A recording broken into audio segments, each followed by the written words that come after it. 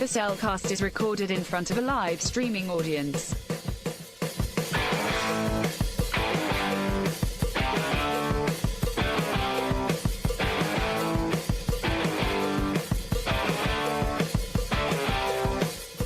Hello and welcome to another episode of The Cellcast. Joining me today is a man who's just looking for sanctuary! Sanctuary! Now, Welcome, Jacob. well, just let you know, be like, you can't cry sanctuary when you're not in the church. But technically, most quote-unquote churches, their auditoriums are not called sanctuaries anymore. That is true. They're called like worship centers and very true. other super fancy names because they don't want to sound old-fashioned. Very true. But anyway, Yeah. Why, thank you. Let me use our co-host, a man who, for some strange and bizarre reason, continues to ring those freaking bells all freaking night, and somebody can't get any sleep. Welcome, Drew. remember how when we tried to do this yesterday, I said I wish I had bells? Yes. Guess what I didn't do? You Find a bell. You don't have to do that. I don't have any bells. Ding. I didn't even go to Taco Bell. Oh, wow. But anyway, yeah, if you hadn't caught from what I just said, this is our second recording of this episode, and y'all will not hear the other version unless you know where to look in one particular spot. Yeah. But yeah, this is what happens. This is what happens when you don't double check your settings. Yes. So this is our second time we're reviewing The Hunchback of Notre Dame. And we can't claim this is a rewind because the first episode never came out. Yeah, exactly. So yeah. Mm-hmm. You want to go ahead and jump into the spoiler-free section? Sure. Certified fresh and spoiler-free. So this is my second viewing. Okay. The first time I watched this film, well, I didn't watch it back in the 90s when it came out for two reasons. Yeah. One, I lived a half an hour to 45 minutes away from a movie theater. Fair enough. And two, there was a boycott on at the time. Yes, I heard about this. And honestly, I'm sure there was a good reason, but this was not the movie to boycott because this is actually a pretty decent religious film. Indeed. Which is odd coming from Disney, but yeah. Come on, SBC. Come on. Anywho. Yeah. So I didn't watch this film until like 5 years ago, I think. Mm-hmm. I'd have to actually go and look and see when Underrated, who later became Franchise Fatigue, who is on our Pop Americana was on our Pop Americana network before they finished. See when they actually recorded Hunchback, because that was the only reason I originally went back and watched this, because they talked about it. I thought, I've never seen that film. I always meant to. Yeah. Let me see if I can find reasons they're wrong on why this film. There's no way this film was that good. Oh, okay. Fair. And at the time, I think I did come up with a lot of complaints, but a lot of them were because I was looking to hate it. Yeah. And you know what happens when you watch something wanting to hate it. It skews your You view. find a lot of things to hate, which you don't need to hate. Yeah. So this viewing, I did try to go in with a much cleaner, clearer head. Mm-hmm. Tried to take it as objectively as I could. Yeah. As objectively as we ever, any time we do any of these, because we're not very objective. Mm-hmm. But I actually enjoyed it a lot better this time. I'm not I still have to wonder why Disney made this, because this is definitely not a movie for kids. They were definitely aiming at more of a maybe preteen to teenage audience. Yeah, that's what it seems like in this film. Because that's the other thing is I would have been, this was 95, 96? 96. I would have been 10 years old. 8? 96? Yeah. That would have been 10. Okay, so yeah, I'm doing 12. Yeah, I would have been 10 years old when this came out. Right. It's the other thing it was the other ages. Mm-hmm. But yeah, I would have been 10 when this came out, and I had no interest when it came out either. So there's a third reason I didn't go see this film. And this was the first Disney film I didn't see in theaters. Mm-hmm. I take that back. I didn't see a movie in theaters until Meet the Robinsons of all films. Yeah. This was the last one I didn't see when it was still relatively new on home video. This is the first one I didn't rent. Oh, okay. From Movie Palace. Or was it Movie House? I think it was Movie House at the time. We didn't have a Blockbuster. Yeah. So, yeah, that was I didn't watch Disney again until I was kind of forced to watch it at a drama club thing, and they were showing off, oh, hey, we're gonna watch Emperor's New Groove. Emperor's New Groove, what's that? Oh, it's a Disney film. Oh, I haven't watched Disney in years. And it's like, oh, you'll enjoy this. There's no singing. But I like singing. I don't know. You know, all the other Disney musicals, all Disney films, they just break out in song for no apparent reason. Yeah, it's a musical. It's like, no. That's not what this is. And we're not talking about Emperor's New Groove. I don't know why I'm continuing with this, other than I think it's a funny story. Yeah.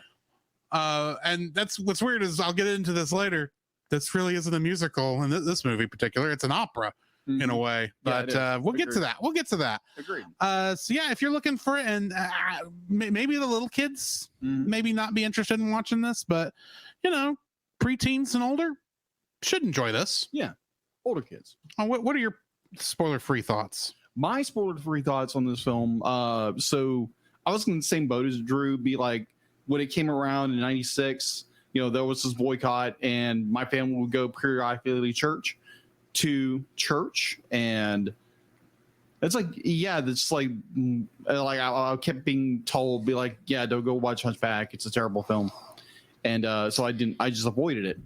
And so I think through Disney Movie Club, the subscription where you can order movies, or they'll send you monthly orders, and just happened to be like, they sent me the 2-pack on Blu-ray, and I was like, you know what? I've never watched this film, so why not? I give it a shot. And I wound up really enjoying this film. But I love the themes. I love the story. You love the characters. And I was just kind of blown away. I was like, wow, this is a very underrated Disney movie that is very well done. And so, yeah, I thoroughly enjoyed this film. Like, yeah, it's got little like minor issues with it, but overall this is a fantastic film. Fantastic indeed. So that's pretty much our spoiler-free thoughts. Why don't we go ahead and jump into the full spoiler-filled section? The following is a spoiler-filled review for the movie Disney's The Hunchback of Notre Dame. Listener discretion is advised. The Hunchback of Notre Dame was directed by Gary Truesdale and Kirk Wise. It was, well, this being a Disney Renaissance film, there's a ton of writers. Oh, yeah, just a few. So let's see how many of these I can get in one breath, shall we? Yeah, do it. Tab Murphy, Irene Metschi, Bob Zudiker, Noni White, Jonathan Roberts, Kevin Karki, Gaten Brizzy, Paul Brizzy, Ed Gomer, Brenda Chapman, Jeff Snow, Jim Capabianco, Dennis Rich, Bernie Mattinson, John Stanford, Kelly Whiteman, Jamie Fuji, I already broke it. Guy Fuibadeau, Floyd Norman, Francis Gibbous, Kirk Hansen, Christine Blum, Susie Nichols, and Will Finn. I'm exhausted just listening to it. Yeah, because that's the weird thing about Disney from this era is they didn't differentiate what writers did what. They just gave all the writers equal credit, whether they were just the script writers or they were just dialogue massagers. Oh, I gotcha. Because that's what happens a lot of times with these. Right. But anyway, this is, of course, based on the novel Notre Dame de Paris by Victor Hugo. Getting into the cast, we've got Tony Hulse playing Quasimodo, and he played Wolfgang Amadeus Mozart in Amadeus. Demi Moore played Esmeralda, and in Ghost, she played Molly Jensen. We got Tony Jay playing Judge Claude Frollo. We probably both know him from Shere Khan in Tailspin. Yes. But I know him best as the computer virus known as Megabyte in Reboot. Yeah. Be like, if you guys have never seen Reboot, it's an old show back in the 94, 95 years. So it was like one of the first CG TV shows. Yeah. I mean, like, it was cheesy and corny as all out. But when you get to certain seasons, be like, it's good. And then it's like, oh my gosh, they're playing a game with every single episode. There is a very good reason Hasbro went to that team to make Beast Wars. And it shows. Yes. Anyway, continuing on. Beast Wars. Kevin Kline played Captain Phoebus. And in the Will Smith classic film Wild Wild West, Wow. he played Artemis Gordon. Paul Candell played Clopin Trulifo. Yeah. That was the jester, narrator, puppeteer dude. Yeah. I love his design. Yes. I love that design. And he played a character named Pierre Dupont in something called Sally Heming and American Scandal. He did not have many things to pick from on his cast list. Okay. That's why I went with something like that. Gotcha. Charles Kimbrough. Relation? No relation to you? Okay. You can tell we're using the same jokes from yesterday. No. He played Victor, the taller of the gargoyles. And in Murphy Brown, he played a character named Jim Dial. And it was like over 200 episodes he played this character in Murphy Brown. Yeah. Jason Alexander played Hugo. And he was George Costanza in Seinfeld. Mary Wicks played Laverne. And she, in the Christmas classic White Christmas, she played Emma Allen, the wife of the B&B owner. Oh, okay. David Ogden Stiers. Were you about to say something? That was like good movie. White Christmas. Amazing movie. David Ogden Stiers played the Archdeacon. And in Pocahontas, he played Governor Radcliffe. But we probably more know him from playing a clock in another film. Yeah. Beauty and the Beast. And our good buddy Frank Welker, of course, he played the baby bird and Jolly in this film. The goat. Because Frank Welker is the goat. Let's be honest. Yes. And, when I do these, yes, I always try to pull for Frank Welker. I always try to pull something different because we know he was Megatron. We know he's Scooby-Doo. Yeah. We know he's every animal that Disney ever needs a voice for. Yeah. Up until what's his name who played the chicken in Moana? Oh, you had to put me on the spot right there. He's K2SO in Rogue One also. Yes. I can't think of his name. Firefly fans just screw me at the. Yeah, I know. Screw me like because he's in that too. This guy. But anyway, yeah. Until Disney got a hold of him, and now they hire him for all their animal sidekicks. Right. But I had to pick something here that was brand new that you're gonna hate me for bringing up. Oh no. He played the character William, which was Fred's dad in Velma. Don't ever speak of that show again. It was evil. It was incarnate. Thank you, Francis. Alan Tudyk. I couldn't think of his name. He's not in this film. No, he's not. He's just replaced Frank Welker for all the animals. Getting into our Kingdom Hearts connections. You want to guess how many? And I will give you a hint. Okay. The Hunchback of Notre Dame level in Kingdom Hearts would have come out sometime around 2012. Okay. I'm going to go with 5. 1, 2, 3, 4. Hang on. 1, 2, 3, 4, 5, 6, 7, 8, 9. 9, okay. 9, actually. Yeah. Assuming I'm counting correctly.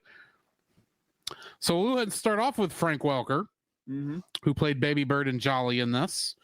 And he played Experiment 221 Sparky in the same game as Hunchback. Oh, okay. Jim Cummings, of course, was the voices of the guards and the gypsies in this. I didn't bring him up because he's extras, basically. Yeah, but he's Frank Welker. You mean Jim Cummings? Jim Cummings, sorry. I get these two gentlemen mixed up all the time, but they're both phenomenal, and they're both the ghosts of animation voices. Well, in Kingdom Hearts, he played Winnie the Pooh, Tigger, Ed, Pete, the Cheshire Cat, and Julius. David Ogden Stiers, who was the archdeacon in this, played both Cogsworth and Dr. Jumba Jukiba and Doc Okay. in Kingdom Hearts. Gotcha. Corey Burton, who was the brutish guard and additional voices in this, is the person with the most credits in Kingdom Hearts. Okay. So hang on. Okay. Yensid, Ansem the Wise, Zeus, Dale, Claude Frollo, point there, Captain Hook, Magic Mirror, Sark, the Master Control Program, Santa Claus, Shan Yu, the Peddler, the White Rabbit, and the Doorknob. Yeah. That's just a lot of different characters. That's a lot of characters. Just keep up. But I want to point out, he is, because Tony J would have passed by the time this game came out. Right. It is Corey Burton who replaced him as Claude Frollo. Ah, okay. Roger. Kathy Sochi, who was additional voices in this, played Sally, Shock, and the one line from Sora's mother. A woman we never see again, apparently. And so far, we haven't. So far. Bill Farmer was additional voices here, and he played Goofy, Pluto, Horace Horsecollar, and Sleepy in Kingdom Hearts. Tony Anselmo didn't play a character in this. Really? He was actually the associate lead key cleanup animator for the Gypsies, Guards, and others, because he's actually more of an animator than a voice actor. True. He just happens to also be able to do the voice of Donald Duck. Yeah, because I certainly can't. I certainly can't. I certainly can't. I can do Scooby-Doo all day, but not. Yeah, I can't. Actually makes sense. Yeah. Jason Alexander was Hugo in both. And Charles Kimbrough was Victor in both. So, yeah. That's our Kingdom Hearts connections. What do we got in info and stuff? All right, so info and stuff. On IMDb, we have a 7.1 out of 10.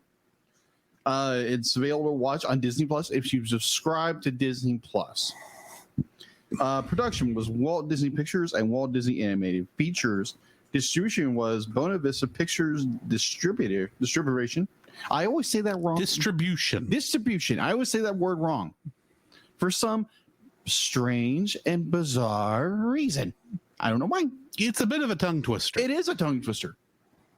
But release date. So, knowing we did this yesterday. Well, like I remember. So I actually do. Actually, now that you said that, it just came to mind what you're about to ask. Darn it! But continue to ask the question. All right. So where was Hunchback of Notre Dame first review or seen in the United States? For fun, I'm going to give my first answer from yesterday first. Walt Disney World. Oh, of course not. Because that would actually make sense. That would make sense, but no, it's not. No. It was actually at the Superdome in New Orleans. In Nolans. Yeah. Yeah, Nolans. I got to say it correctly. Yeah. Nolans. But yes, it was. Here's the thing. It makes sense to some degree because this takes place in France. And we bought Louisiana, including the Orleans colony. We bought from France, so there's that connection. From Napoleon. Yes, from Napoleon. But it makes less sense when you consider. I would be willing to bet Princess and the Frog did not get shown at the Superdome. At that point, maybe, which would make far more sense. I agree. We'll find that out. And it was actually based in Nolans. In Nolans. We will find that out later this year. Yes. All right. So going forward, yes, it was shown in the Louisiana Superdome in New Orleans, Louisiana, on June 19th, 1996. And the whole reason we say New Orleans is because our pastor and his wife, their last Nolans. Yeah, Nolans.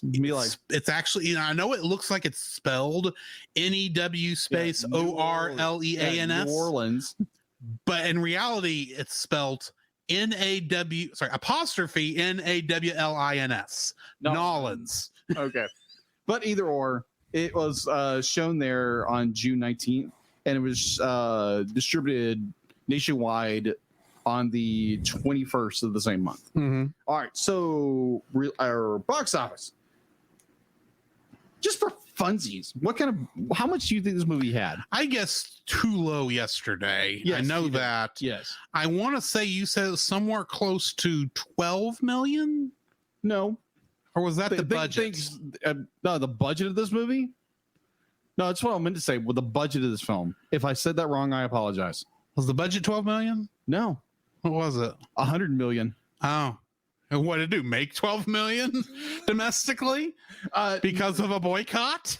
Yeah, well, you're not wrong. It's first opening weekend starting in June 23rd of 2000. This is 1990s, 1996. In the United States, Canada was $21 million. That's bad. Yeah. That is terrible opening. So nowadays they would just condemn the film to it's going to die a terrible, horrible death in theater. In that instance, it would have left. It would have left. No, how long does Strange World stay in theaters? 2 weeks? A month. Well, no. It was in there for like about a month. It was in there. For I think that's because that's standard Disney runtime because that's what they negotiate. Yeah, no. But still, there would not have been it was 2 weeks. It was in 2 weeks in theaters. 2 weeks in theaters, and then within a month, it was on Disney Plus. Yeah, because how bad this movie did. And now, granted, I've never seen it. I have not seen it. I have no idea how bad this film actually is. Yeah. I suspect I'm not going to enjoy it, but I will still go into it with an open mind. Exactly. When the time comes. All right. So, had a run out. Well, the first terrible run out of the box. It made its budget back by a little bit. By its U.S. gross was $100.1 million. This is domestic, and you go international. It made far better with $335.3 million. So yeah, this movie did well. It just didn't do well domestically.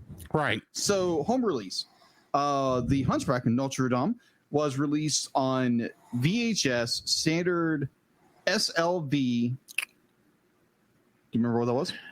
So SLV and was it SVA? SAL. SAL. Nah. I love when I get tongue tied. It's SLV and SAV. It's like C. So I know CLV and CAV. Okay. That's like constant linear velocity and constant angular velocity. It refers to how laser discs were pressed. The one of them was shorter than the other. That is true. Because it kept it at the same, it rotated the discs at the same speed, while the other one would change the speed depending on whether the laser was closer to the rim or closer to the label. Exactly. Do not ask me which one's which. I don't know, and I'm not going to go look it up again. But that was the difference, because I mean, one of them you had 30 minutes of runtime, and the other one you had like an hour on both, like an hour and 15 minutes on both sides. Oh, okay. That's what I remember from looking that up yesterday. Yes. So now you know the difference. If you ever care about laser discs. Exactly. Okay. Was released on March 4th, 1997 under the Walt Disney Masterpiece Collection label. In the mid 1988, it made on VHS alone sales was $200 million. It was originally planned for a DVD release on December 2000 as a part of the Walt Disney Gold Classics collection. That we got it right. Instead, it was re-released on March 19th, 2002 as a special edition with its direct-to-video sequel, Hunchback of Notre Dame 2. Walt Disney Studio Home Entertainment released Hunchback of Notre Dame on Blu-ray for the first time, along with the sequel, with a special edition 2 movie collection on March 2nd, 2013. Now, as I said before, it does have a sequel which came out in 2002, titly called The Hunchback of Notre Dame 2. Such a creative name. Yeah, exactly. So that's all I have for info and stuff. All right. Before we go on, Artsy Steph in our chat had a question. I'm curious why on earth there was a movie boycott. At that time, I was a tiny bean. Ah, okay. So the reason there was a boycott at the time was the Southern Baptist Convention, aka the it's not really it's the governing body of Baptist churches, but they only technically exist twice a year. Well, the Southern Baptist Convention is because Baptists are bottom up instead of top to bottom. Yeah, we're bottom up. The convention only exists because we say it exists. Yeah, at the time. It's pretty much we still can do Baptist churches can still do whatever they want, because the Southern Baptist Convention is a body which the churches are a part of, which they can't dictate anything because our church, for example, is a Southern Baptist church. So we are what's the word? We are our own thing. We are not governed by anybody. Exactly. So, but we send people to go vote for stuff that to fund we send money for the cooperative program and stuff like that. Either way, at this time, it was a lot of the Southern Baptist SBC affiliated churches had put out a boycott, not just on this film in particular, but Disney in general, due to some issues that would be considered laughable, as much as let's just say we're far worse than what they were boycotting now. In terms of those kind of relations. But this movie really was like the straw that broke the camel's back, because supposedly, I remember they were saying that Esmeralda I don't remember if it was because she was so scantily dressed and was moving, and the way she moves so sexily in this, like that. I'm sure Hellfire did not help matters. No, probably. Especially when we get to some trivia on that. But there was just that kind. It was said, just don't take your kids to this film. Basically, is what it comes down to. That's really all it was. Granted, I was not even wanting to see this film as a kid, so it didn't even affect me that much. Right. Other than we technically broke the boycott to watch Toy Story. So yeah, that's what the boycott was. Right. On that note, summary. If I can go to the summary. I can type this. The story is narrated by Clopin, a Romani puppeteer, to a group of children. A group of Romani, my thing says Roma throughout the rest of this, but Roma and Romani is the same thing, right? Yeah, it's just okay. I'm gonna say Romani because I think that's more accurate. A group of Romani immigrating to Paris are ambushed by Judge Claude Frollo, Paris's Minister of Justice, and his soldiers. One woman attempts to flee with her baby, breaching the doors of Notre Dame, pleading for sanctuary. Frollo chases her down and knocks her onto the cathedral steps, where she fractures her skull and dies. Seeing the baby's appearance, Frollo believes it to be a demon and tries to drown the child, but is interrupted by the archdeacon, who scolds Frollo for murdering an innocent woman. Afraid for his soul, Frollo reluctantly agrees to raise the child as his own, naming him Quasimodo, meaning half-formed, and hiding him away in the cathedral's bell tower. 20 years later, Quasimodo has grown into a kind yet isolated young man, now with a pronounced hunchback caused by kyphosis. He has lived his entire life in the cathedral, with his only company being a trio of living stone gargoyles, Victor, Hugo, and Laverne. The gargoyles encourage him to attend the annual Festival of Fools, despite Frollo's warnings that he would be shunned for his appearance. Quasimodo attends and is celebrated for his appearance, but then, prompted by Frollo's guards, is humiliated by the crowd. Frollo refuses Quasimodo's pleas for help, but he is rescued by Esmeralda, a kind traveler. Frollo, who intends to commit genocide against the Romani people living in Paris, orders her arrest, but Esmeralda escapes using a magic trick. Quasimodo retreats back into the cathedral, followed by Esmeralda and Captain Phoebus of Frollo's guard. Phoebus refuses to arrest her for witchcraft inside Notre Dame and instead tells Frollo that she has claimed asylum. Esmeralda finds and befriends Quasimodo, who helps her escape Notre Dame out of gratitude for defending him. She entrusts Quasimodo with a pendant containing a map to the Romani hideout called the Court of Miracles. Frollo develops an obsessive lust for Esmeralda, and upon realizing this, begs the Virgin Mary to save her from her spell and save him from her spell and avoid eternal damnation. When Frollo discovers that Esmeralda escaped, he searches for her, bribing and arresting travelers and setting fire to houses while trying to find her. Phoebus defies Frollo when ordered to burn down a house with a family inside, and Frollo orders him executed. Phoebus flees but is struck by an arrow and falls into the River Seine, where he is found by Esmeralda and taken to Notre Dame for refuge. The gargoyles encourage Quasimodo to confess his feelings to Esmeralda, but he is heartbroken to discover she and Phoebus have fallen in love. Realizing that Quasimodo helped Esmeralda escape, Frollo tells him he knows about the Court of Miracles and plans to attack it at dawn. Using the map Esmeralda gave him, Quasimodo and Phoebus find the court to warn the Romani, only for Frollo to follow them and capture all the travelers present. When Esmeralda again rejects Frollo's advances, he attempts to burn her at the stake at the Place du Parvis. But Quasimodo swoops down and carries her to the cathedral tower, crying, "Sanctuary!" from the ledge. When Frollo attempts to seize the cathedral, Phoebus releases the Romani and rallies the Paris citizens against Frollo's guards. Quasimodo and the gargoyles pour molten lead onto the streets to prevent anyone entering, but Frollo himself manages to break into the cathedral beforehand.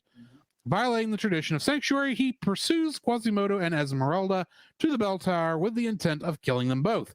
He and Quasimodo fight, eventually both falling from a ledge. Frollo plummets to his death in the molten lead, while Quasimodo is saved by Phoebus. Quasimodo accepts Phoebus and Esmeralda's love, and they encourage him to leave the cathedral. When he does so, the people of Paris hail him as a hero. Getting into the trivia for this. The opening musical number, The Bells of Notre Dame, is, according to Alan Menken, the best opening number he has ever written. The song Hellfire is considered one of the darkest songs written for Disney film and was nearly cut from the film.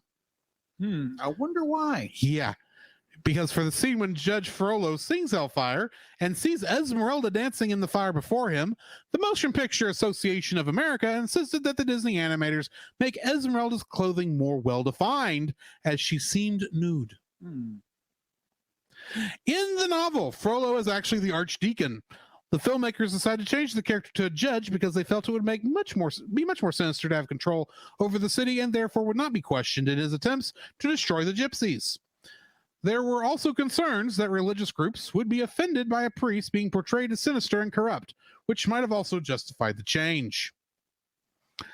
When Quasimodo is singing Out There, the camera pans over Paris and zooms in on a street. In this scene, Belle from Beauty and the Beast is seen walking and reading her book. She walks out the bottom of the screen to the right of the well. Pumbaa from The Lion King is being carried on a pole by two men, carried out of the bottom of the screen but left of the well, and another man in a gray-blue tunic is shaking out the carpet from Aladdin. According to the commentary on the DVD, when Kevin Kline did the voice of Phoebus, the directors gave him a sword so that he'd portray the role. They also named the horse Achilles because it was funny to hear him say, "Achilles, heel." Hilarious. This film was the final feature film credit for veteran actress Mary Wicks, who died before finishing all her lines. A vocal stand-in, Jane Withers, recorded her remaining lines. Withers had to match Wicks's voice and performances so that audiences wouldn't detect the difference. She reprised this role in the sequel, The Hunchback of Notre Dame 2. To stay consistent to the architecture and details of Notre Dame, animators spent several weeks in and around the actual cathedral. They were given office space at the recently opened Disneyland Paris in the interim. Esmeralda has emerald green eyes, the reason presumably being because Esmeralda is the Spanish and Portuguese word for emerald. During the Middle Ages, green eyes were often considered to be a sign of either magic, evil, and or witchcraft, which explains why Disney's earlier villains had green eyes and therefore as such, was the color was restricted only to villains. This explains why she was designed to look malicious despite being the heroine, and why Frollo, who is outright evil, actually sees her as being evil despite her true good nature. Originally, the three gargoyles were going to be named Chaney, Lawton, and Quinn after the three actors who had played Quasimodo in other adaptations of the story: Lon Chaney, Charles Lawton, and Anthony Quinn. The original voices of the gargoyles, respectively, were going to be Sam McMurray, Charles Kimbrough, and Cyndi Lauper. After Disney's legal department objected to using the actors' names, the Disney animators renamed two of the gargoyles as Victor and Hugo. Director Kirk Wise came up with the third name, Laverne, after Laverne Andrews of the Andrews Sisters.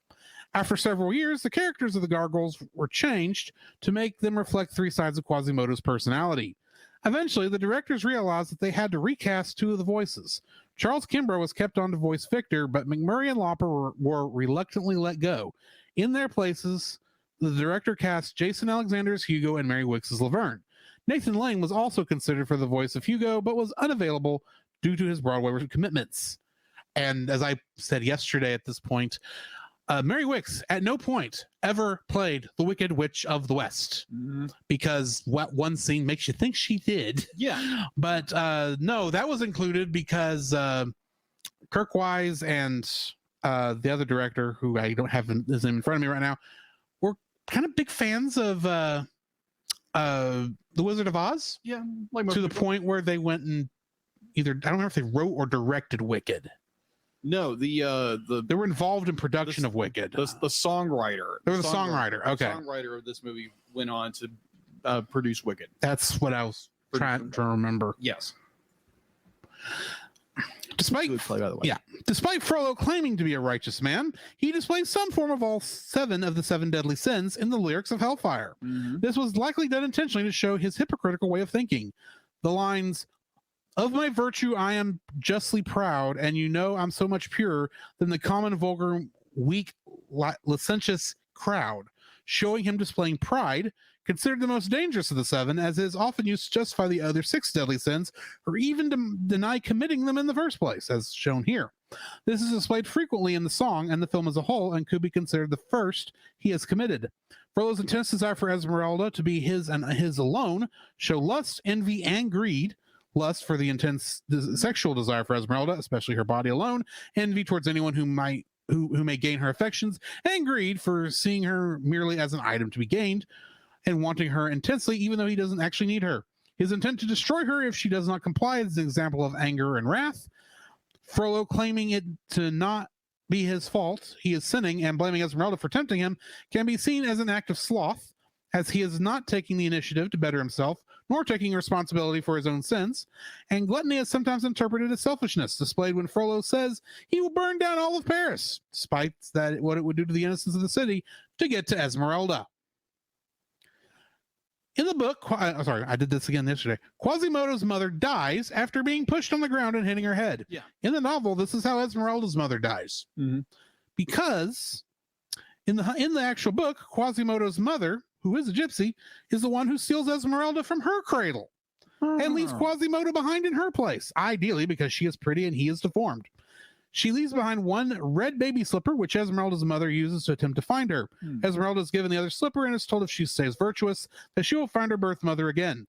Quasimodo, on the other hand, is left at Notre Dame by Esmeralda's birth mother, due to his appearance, to be adopted. He is completely unwanted by the people of the town and is taken in by Claude Frollo, who, once again, as I mentioned, was actually the archdeacon in the original story, who keeps him in the bell tower. This plot point is vastly different from the Disney version, where Quasimodo's mother is a virtuous woman who dies on the steps of Notre Dame in an attempt to save her baby. The filmmakers briefly considered having Quasimodo killed off, since that is his fate in the original novel. He was originally supposed to be stabbed by Frollo, then Esmeralda, regaining consciousness, tries to save him by killing Frollo. Phoebus was then supposed to meet up with him, and Quasimodo's last wish was to ring the bells one last time. They take him to the bells, then Esmeralda and Phoebus help him up to ring the bells as he dies. The final shot was going to include Esmeralda and Phoebus crying over their best friend as the people of Paris cheer for their success, unaware of Quasimodo's death. That sounds like a very cheerful ending to a film. Luckily, this is not the ending that was used, because even hardcore fans of the novel agree that the ending was used was a more suitable conclusion for the theme of this film. I love to know how the person who wrote this trivia knew that. Just saying. Insider information. When Frollo falls to his fiery death, this symbolizes his soul being trapped in hell, suffering eternal damnation. His final words in life were, "And he shall smite the wicked and plunge them into the fiery pit." And that's why he went there. Although most protagonists in Disney animated theatrical releases are orphans, this is only the fourth to portray the actual death of the parent on screen. The previous films were Bambi, The Fox and the Hound, and The Lion King. Between The Lion King and Hunchback, the body of the parent is seen on screen, but blood is only shown in this film. Last but not least, Quasimodo bears a resemblance to the 1939 film version that starred Charles Laughton as the titular character. This including the scene where he carries an unconscious Esmeralda and lifts her up into the air, shouting, "Sanctuary!" And that brings me to the end of the trivia. So what's your first like for this film? My first like of this film. Let me get to my notes. All right, so my first like of this film is actually the dark themes. This movie deals with a lot of really, I don't want to say touchy subject, which is actually with death of a character, death of a mother, and we actually see it on screen as it happens. Yeah. And granted, it's animated, but still, it's very brutal. It's a very brutal and very honest movie where like Hunchback be like, or Quasimodo is be like, he's taken in by Captain Frollo. Sorry, I want to call him Captain Frollo, but his name is Captain Frollo. No, he's Judge Frollo. I'm sorry, Judge Frollo. And so be like, yeah, he's gaslighting the entire time. And this movie be like, it deals with death, it deals with like a lot of sin on Judge Frollo's part, which I kind of enjoy because they never really went back. Because there again, this is a movie that's trying not to be religious, but it's being religious in a way. Because it's kind of hard not to be with this story. That is true. That is so true. But Disney does a good job with it. Does all with it. Not granted, they're not going to go whole, be like Jesus is Lord kind of thing, right? Which be like, that's us, but we can't expect the world to do what we want, right? But so, but like, yeah, the dark themes of the movie I love to death. It's be like, oh, they're actually trying to burn down the church. Oh, how ironic that would happen. Couple of 15 years later. It was 20. Yeah. It was in the last 10 years. So that'll be 20. It'll be 20 years from this film. Yeah. Ironically. That Notre Dame burned in the movie. They were trying to burn it down, which is sad because the Notre Dame Cathedral was built in, I think, the 1500s, which is sad. But at the same time, be like, it's kind of ironic they're trying to burn trying to burn the church down in the film, and it actually burns in real life. No connection whatsoever. But I just thought I would bring that up. But an interesting note. I'll let you get back to your point in a second. Yes. Do you know? Did you know that there is an Assassin's Creed game that takes place in Paris, who had such good accuracy with its version of the cathedral that they're actually using it to help them rebuild? The plans from that. Good job. Ubisoft. Yeah, go Ubisoft. So yeah, the themes in this movie I love. Definitely when it talks about Judge Frollo and his desires for Esmeralda, and it just goes in like, there again, Quasimodo's mother, the heinous things that Judge Frollo is doing, and the fact to be like, oh, we're gonna execute the captain. Oh, you don't hear that all the time. Because there again, I wish Disney would go back to these darker themes and just not like fluffy and trying to be political or trying to be, do social things. Just do really, really good stories. We can drive, just drive us in the theaters, and we want to hear those stories. Come on, Disney.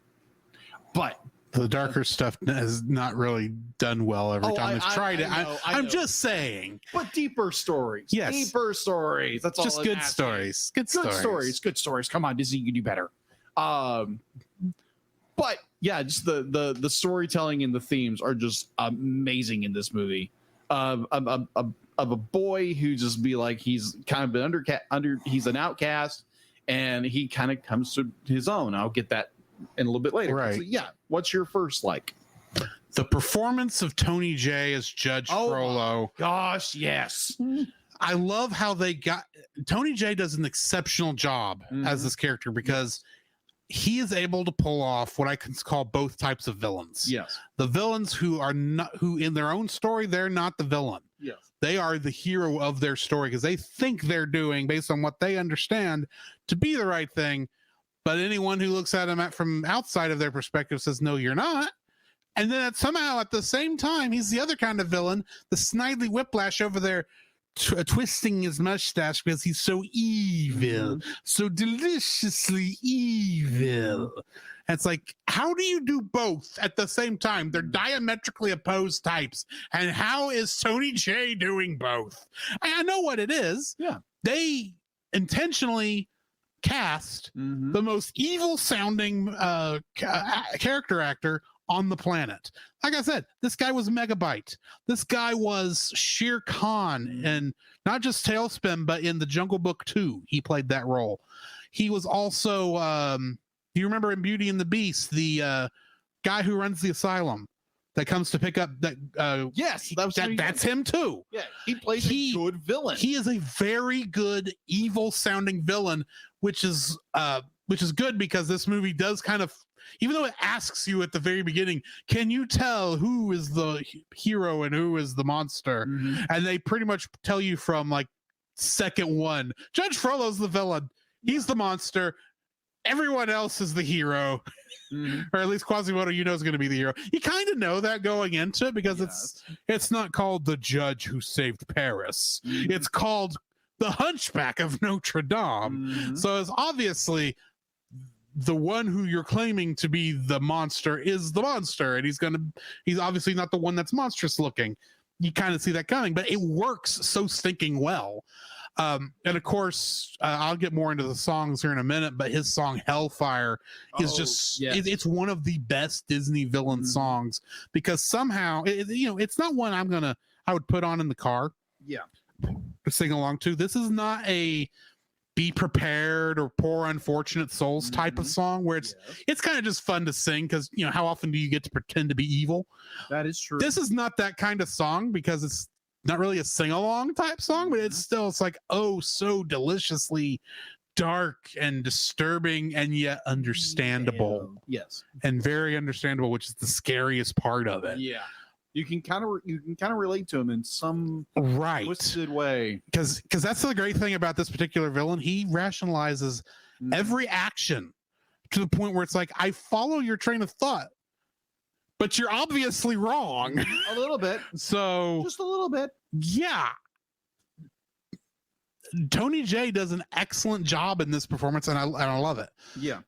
What's your second like? My second like would actually be one of the songs, God Help the Outcasts, which is sung by probably most of the cast. But what I'm recalling, mostly Esmeralda, because she's stuck in sanctuary inside Notre Dame and she can't leave because Judge Frollo has got the entire church surrounded. So yeah, she can't go anywhere, and so she's in mass and praying with people, and you hear people where there's a great illustration where Jesus is talking about how we pray and how we lift up praise to God, where it says, man, he's literally be like, Lord, thank you so much for all this wealth and blessing in my life, and be like, thank you that I'm not this person. Yeah. And then you have the poor widow, or they call her the widow mite, where she comes and be like, thanks God for life and endurance and everything, and be like the other dude gives like a ton of money. Just gives bukus of money. I think you've combined two different stories, but I get what you're going at. Oh, okay. Yeah, I'm thinking probably just because you're thinking the widow's mite, where the one got the Pharisee gives like a ton of money. Yeah, and then the widow, and this wasn't a parable. This was actually something that happened in front of Jesus and the disciples. That's right. And she gives the little bit, and Jesus says she's given more than the man did. Yeah, and the Pharisee did, and then. It may even be within the same chapter. That's probably it. That Jesus is telling the parable of the self-righteous man who's up there praying, says, "Thank you for everything you've given me. Thank you for all this, and thank you that I'm not like this poor, this beggar man over here mumbling and not doing anything." And then of course you got that guy's over there going, "I'm a horrible sinner." He's and he's actually he comes and the poor man is comes away saved because he recognizes his fallen nature while the Pharisee is still sinning. Yeah. I think that's what you're getting at. Yes, sorry. I am. I'm sorry to jump on that, but I got to think it's like you've combined two different stories. Yes, I have, and occasionally I do that by mistake. But thank you for interrupting and making it more clear, because I was like, oh, I didn't realize I was making those two. I was blending two stories, but. Yeah, it's more because you have all these other people that praising for wealth, praising for this, and Esmeralda is simply like just be like those for the outcasts, and that's what Christ calls us to do, is to clothe and shelter the widows, and the needy, and the poor, and we look at our own. I think our pastor made a very good point about like we look at our worldly possessions and we think that's going to be the top thing in our lives when it should be like serving God and having that relationship with Christ in an intimate way, rather than be like, oh, I go to church once a month, or I go to church only during Easter or Christmas. But yeah, it's having that intimate relationship with God and having that, solid foundation in Christ, and the outpouring of the Holy Spirit when it comes to doing good. And it's not, oh, I got to do good because it's going to make me better, or it's going to send me to heaven. No, it's not, because your works are filthy rags. So yeah, because we're supposed to take care of those who are less fortunate than us, or be like, heck, us as Americans, oh my gosh, we are we're spoiled. We're spoiled rotten. Oh my gosh. And he just dropped his phone. But sorry, you're good. But it's like, yeah, you go to I went to Mexico for a mission trip back in 2009. And there again, be like, this is like deep Mexico, and these people don't have a whole lot. I mean, like they have just brick built or cinder block buildings, cinder block homes with thatch roofs and the whole bit. And these people are just like, you go into their sanctuary, or they go into your sanctuary, and it's literally like everything's handmade. And just beautiful. It really humbles you for what you have as an American. And every once in a while, we will lose our ever living minds if the cell service drops, or oh my gosh, I dropped my phone, or oh my gosh, my $200 tennis shoes, or the air conditioning goes out. Right. Well, if you live in Texas, that's like, oh my gosh, we're gonna die. Admittedly, that's a bit of a selfish thought, because it's like, it's feels like 105 degrees outside right now. It's a boiling pot outside. That is true right now. Yeah, that's true. So I really don't want. I want the AC to stay on, please. Exactly. But yeah, we as Americans, we're very selfish, and we're the first world problems when we don't think about those people that don't have anything, and they're probably worshiping God more than we are. Yeah. So take that in mind. So yeah.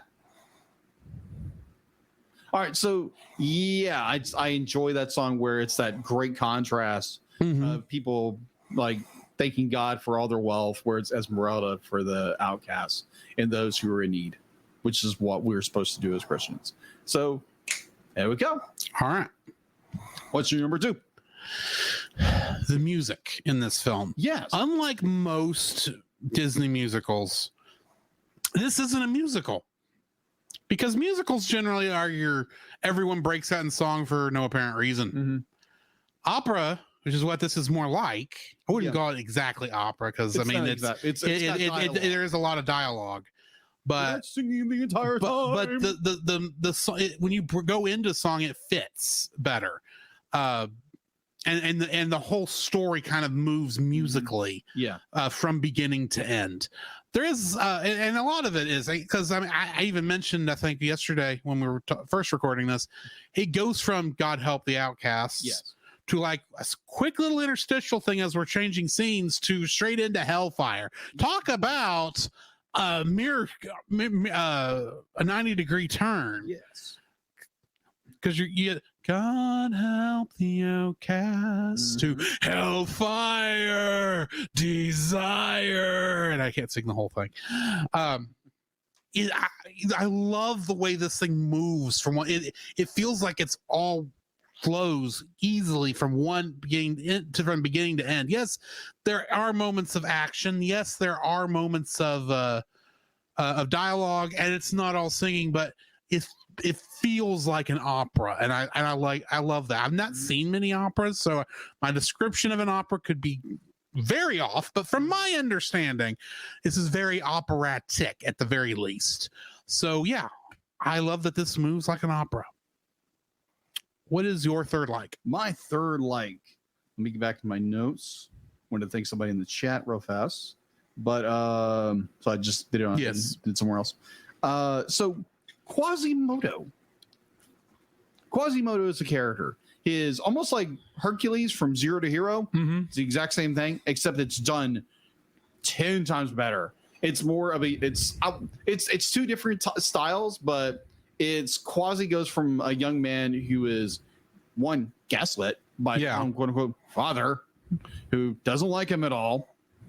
But he's one of these very loyal. Gee, that sounds like a parent in an upcoming movie. Yeah, exactly. That we're re-reviewing. Yeah, exactly. So, so what it's. I'm trying not to get thrown off by that. That was good. That was very good. But you have Quasimodo, who's a young man who's been gaslit his entire life. He is literally an outcast. He has the deformity, and like his own father shuns him. Be like, oh, because you're nothing. Be like, you'll never do anything. Be like, you have to obey me my entire time. Which be like, obey your father. Be like, stay in your tower. Yeah, stay in your tower. Yeah. I'm sorry, Mother Gothel. But like, I'm just gonna say this. I really what Disney needs. What I want Disney to do right now. Yeah. I need a short where Rapunzel and Quasimodo meet. Oh, heck. They would have a lot to talk about. Yes, they would. They were like, oh my God. Well, granted, it'd be like Quasi would be kind of shy, and then we all know but that's Rapunzel. That's how they make the connection. That is true.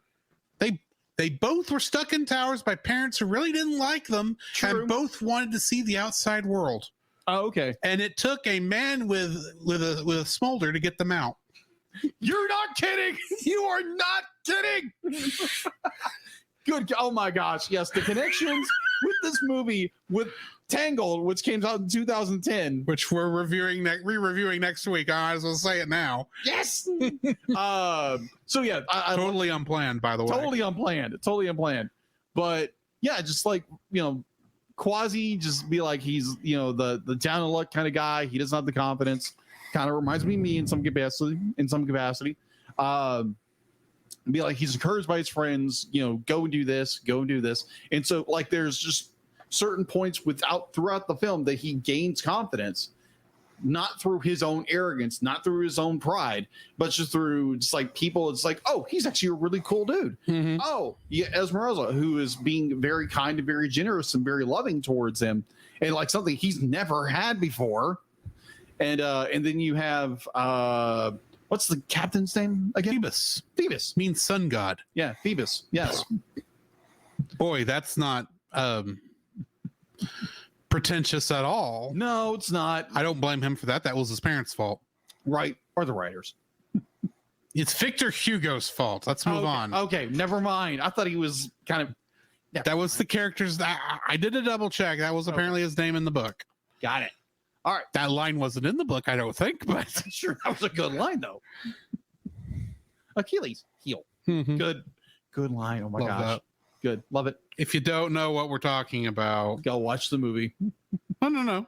I was going to say the reason why Achilles' heel is funny. Yes. Because if you don't know about Achilles, he was this guy that was, as a baby, was from the Trojan War. Mm-hmm. His mother dipped him in the river Styx to make him invincible. But the place where she kept a hold of him so she could bring him back out was his heel. Mm-hmm. And that's became his weak part because it was the only part that didn't get touched by the water. Yeah. Yeah. And so that's why it's funny to say Achilles heel. Yeah. Yeah, sure. Sit on the man. Yeah. Sit, boy. But let's right time, wrong show. Yes. Exactly. And wrong country. Wrong country. And we're not reviewing Inuyasha yet. Keywords. Yet. But yeah, it's more like a young man who doesn't have confidence and his encounters with other people and that allow him to grow as a person. But so we again trying not to get distracted by the chat. It's too good. It's like, I want to grow the bad part is the camera is right between me and the chat, so I can't hardly read it. I can see it.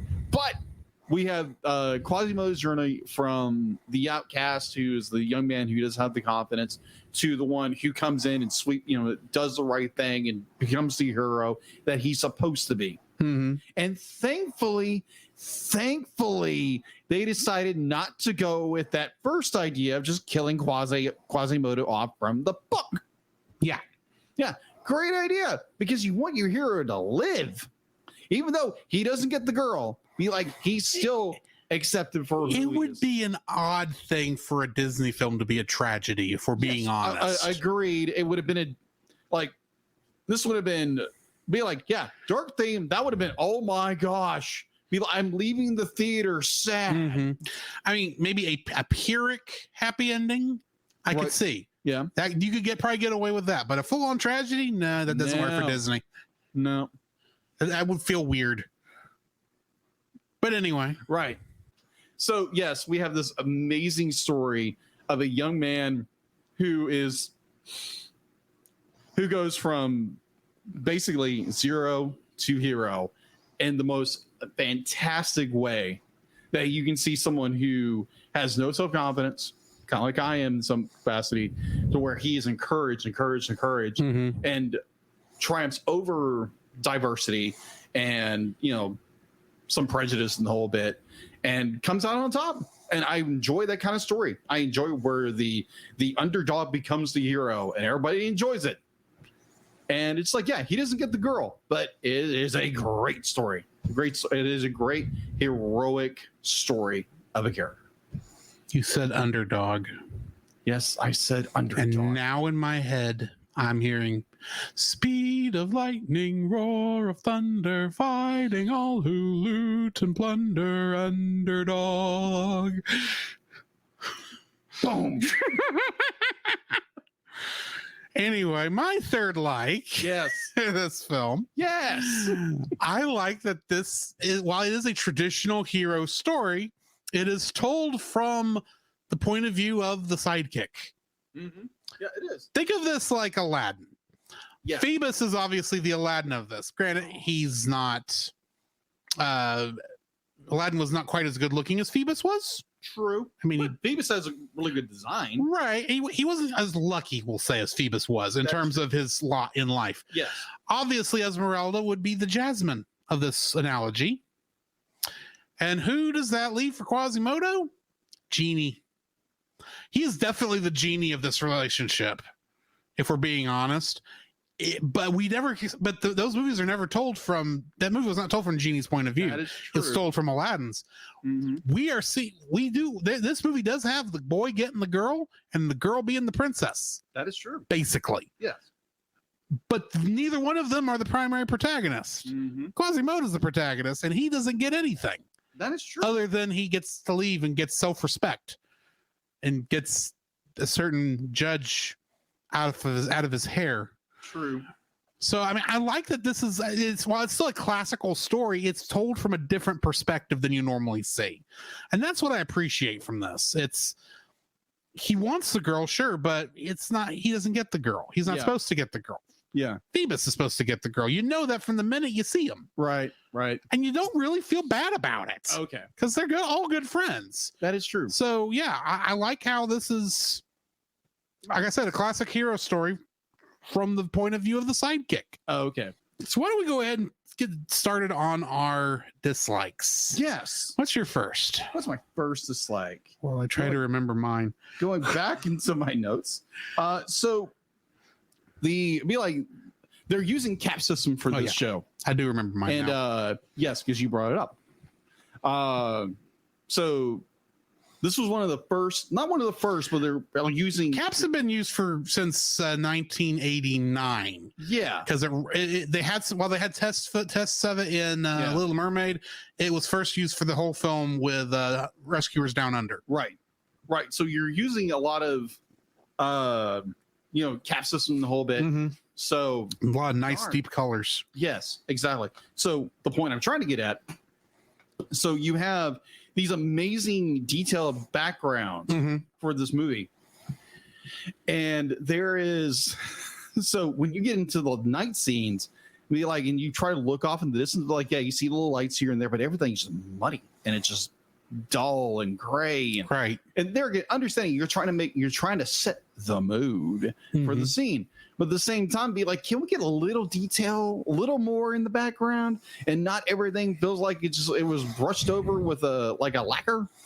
So this is not an excuse or a rationalization or anything like that. This is just, as far as I can tell, a reason. Yes. So bear in mind, I kind of agree with you. I do agree with you. Yes. But this might be the why I just kind of let it go. With the Caps being a digital paint system, it's going to have a limited gamut of colors that you don't normally get with like regular cell paint. So, the weird thing is that there's not a lot of dark colors you can actually use.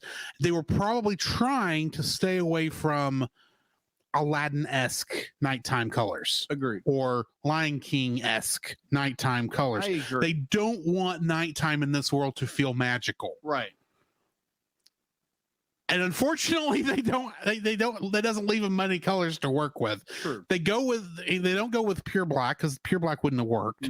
They have some black in there, but they use some kind of brownish purples and blues, which, like you said, makes it muddy. Yes. Like I said, that's not an excuse. It's a reason. Yes. Agreed.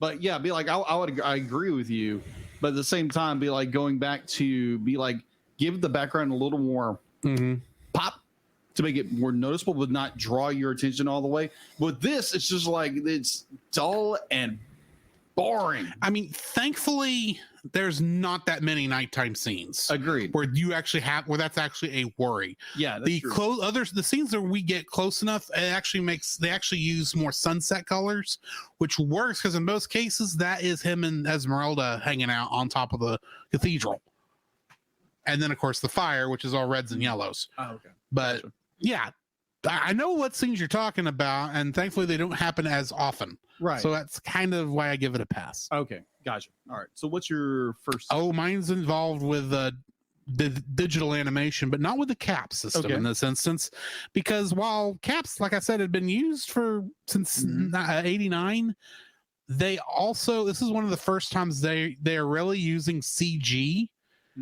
within the 2D animation. And they've been using that at least since Great Mouse Detective. Yes, but a lot of times up until this point, the CG, the 3D CG, when it's been used, has been to highlight, to accentuate what's going on in the scene. Think the hall that Belle and Beast are dancing in Beauty and the Beast. The wildebeests chasing Simba through the canyon. Yeah, the gorge. Yeah, the gorge. You don't notice the CG in those a lot of times, and the only reason I know it's CG is because we've reviewed both these films, and I've had to research these films and go, oh, that's what that is. In this one, the CG is noticeable because they used it for shortcuts in the filmmaking process. Yeah. Granted, the thing this movie had to do that no other animated Disney film had to do was have crowd scenes. Oh, okay. In that square. Yeah. For the most part, it is fine. The problem is because they're trying to give the wild and crazy movement of cheering and such.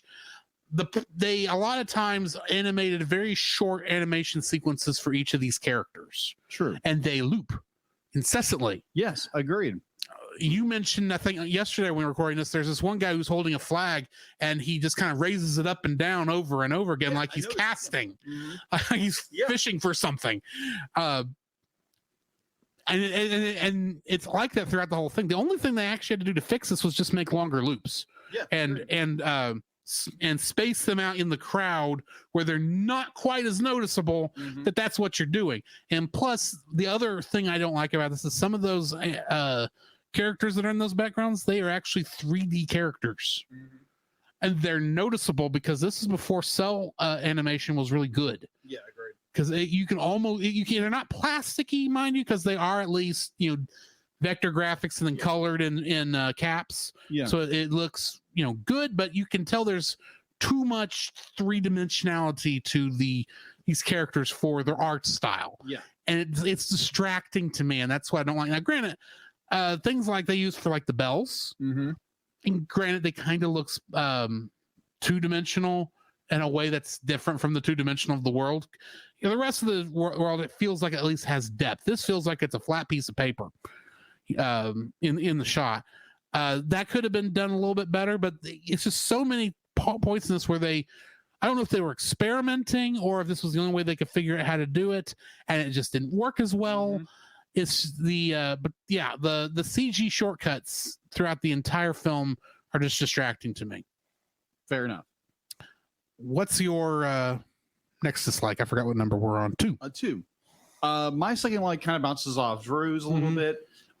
It does when you have all these massive crowd shots. Now, granted, this was the first time that Disney used a massive crowd. It was like the biggest crowd they'd done so far until the next movie we're reviewing, which is Tangled. Yeah, but that's a full 3D film. That's a little bit different. That's true. But also, you do see a lot of repetition of different characters. Right, but they get a lot better about that. Yeah. Like, I agree. But them and Pixar get a lot better about that. Oh, yeah, I agreed. But in this film, be like, yeah, they're using new technology. They're using the full advantage of new technology to do bigger and better things and make the movie experience even better.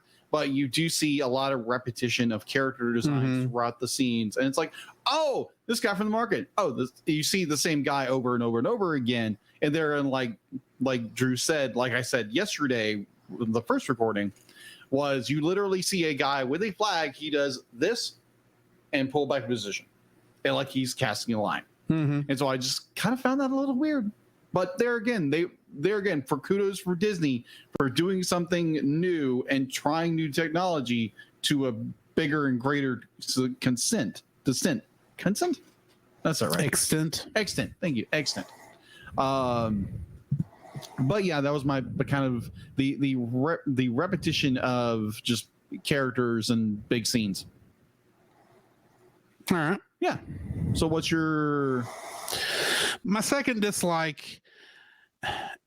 It's going to be the gargoyles themselves. That's right. Yeah. Because they don't do a good job of making it obvious if these gargoyles are in Quasimodo's head. And this is just personifications of his personality that he's talking to because he has nobody else to talk to. Because they're that for part of this film. And then there's the final battle scene where they are the ones pouring hot lead and sicking birds on passersby, and one of them is a machine gun for a hot minute. How, if they are personifications in his own mind and figments of Quasimodo's imagination, are they capable of actually doing this? Sure. Or are they actually real and they somehow turn to stone before anybody else sees them? Grant, there's evidence for that too. Yeah. They don't you got to go one way or the other. You can't have your cake and eat it too with this one. I'm sorry. I need to know this is either personifications of Quasimodo's inner thoughts or if these are actually people who happen to be speaking to him. Right. Because we only ever see 4 gargoyles. Right. Become alive. I thought it was 3. The 3 gargoyles that we have talked about, plus the one that Claude Frollo is hanging from before he falls into the fiery pit. Yeah, that's true. That is true. It comes alive at the last second. That's true. So I'm sitting there going, wait, are these just supposed to be in his head? Or are they supposed to actually be here and somehow nobody notices them? Or at this point, neither Esmeralda or Phoebus, who are up there when this is happening, are caring that 3 stone gargoyles are raining havoc on the people down below and asking, Quasimodo, what's going on? Oh, these are my friends. See, this is Victor, this is Hugo, this is Laverne. It's like, but they're stone statues. It's like, yes, and How? But here's the thing. That never happens. Sure. Because as far as I can tell, in that scene, either somehow they did not see any of this happening, or they saw it and willfully said, oh, that's weird. I'm moving on. Yeah. It's like, Hello, if a statue starts moving around, I'm going to be asking. Yeah, asking questions. And then because I've watched a lot of Doctor Who, I'm going to know not to look at it because what views a weeping angel becomes a weeping angel. Don't blink. Yeah. The angels have the phone box. Yeah, good thing he doesn't have his Christmas tree up yet. Because he always has a weeping angel up there. Yeah, it is my angel, actually. Angel on top of my tree. So that's right. Anyway, So don't blink. Don't blink when you're watching. Oh, toast. There's a reason up until now that the angel has been off screen to save y'all. Anyway, but that's my issue here. Okay. It's presented as both figments of Quasimodo's imagination and actual living beings who are attacking the townsfolk. Yeah. They can't be both. Pick one. Agreed. It's confusing. And if this live action version that we keep hearing rumors about, If it does happen at all. needs to fix this, it needs to pick one. Yeah. Either they're real life and animate objects, or they're just stoned and they're just be like. And if you still want them to participate in the battle, here's the easy way to fix it. Have one talk to Esmeralda. Yeah. And then move on. That's it. I mean, granted, we do have that one scene where George Costanza, and that's not Jason Alexander. Sorry, I don't even watch Seinfeld, and I went to Costanza first. He does turn alive long enough to stick his tongue out at Frollo, and Frollo kind of sees him, and it's like, so there is some idea that they're real, but pick one. Yeah, agreed. It doesn't quite work. What's your third dislike? The third dislike, I really don't have one. And that was my problem too. Yeah, exactly. Like you had a really good point last time. But yeah, but I kind of made that up off the top of my head, and I now true. definitely don't remember it. Yeah. But anyway, yeah, we don't have it as apparently neither one of us have a third. Those are third. So we're going to leave it here. Jacob, what are you rating this film? Okay, so where are my notes? And we had the same rating yesterday. I'm curious if it stayed that way. Okay, yeah. So there again, we did record this yesterday. There was bad audio issues. Yes, So I made a mistake. recorded. I made a mistake in the settings. It happens. So I originally rated this an 8.5. And there again, I was so torn between that. So I'm just giving it a 9. It's such a good movie. So Okay. so I changed it from yesterday to today. So it's a 9. I'm sticking at 8.5. Okay. Because as I said, this is a good movie. Yeah. But in order for me to put it at a 9, to get it higher than where I'm sitting at, it's got to be something I want to rewatch at a later date. True. It's a good movie. Do not get me wrong. I do not regret my time watching it. In fact, I would be happy to watch this later with somebody else. But if you're talking, I'm sitting here in the apartment, I'm looking for something to watch, and I happen to be going through Disney Plus, and I see Hunchback of Notre Dame on the menu, not going to be the button I press. I'm sorry. So yeah, giving it an 8.5. Fair. Next week, as we have definitely alluded to a couple times, we're doing a rewind episode back to Tangled. So join us next week for that. Yeah. In the meantime, we're going to play the bumpers, and then we're going to go to talk about what we've been watching, the news, and some X-Men. This podcast is a proud member of Culture Box. Whether you enjoy geeky reviews, comedy, or original fiction, you can open up the Culture Box and find something excellent for your soul. Point your web browser to culturebox.media. This week, we suggest Playing Games with Strangers. Playing Games with Strangers is a family-friendly, actual play tabletop podcast where indie voice actors get together and play tabletop role-playing games. You can listen to the adventures unfold as they roll dice, slay monsters, and have fun, all at playinggameswithstrangers.com. The Cellcast would like to thank the following patrons: Ashley and Francisco Ruiz, Book of Gaming, PaulJPowers.com, And not this person, because I still need to take To them get off. your name on the show, plus uncut episodes, early access to the Cellcast Plus reviews, and special art from Jacob, please donate to us on Patreon. So, Jacob, I've got a question for you, my friend. What have you been watching? All right. So what have I been watching? So we had to postpone the 2 weeks ago or a week and a half ago. We have a role on the show that real life comes first. Yeah, that's true. Not that the podcast isn't real. That's true. But it's not like a statue. Right. You had plans. Yes, had a plan. And I either forgot about those plans or I forgot to mention them. Or a combination of both. So originally we were supposed to do Hunchback of Notre Dame 2 weeks ago.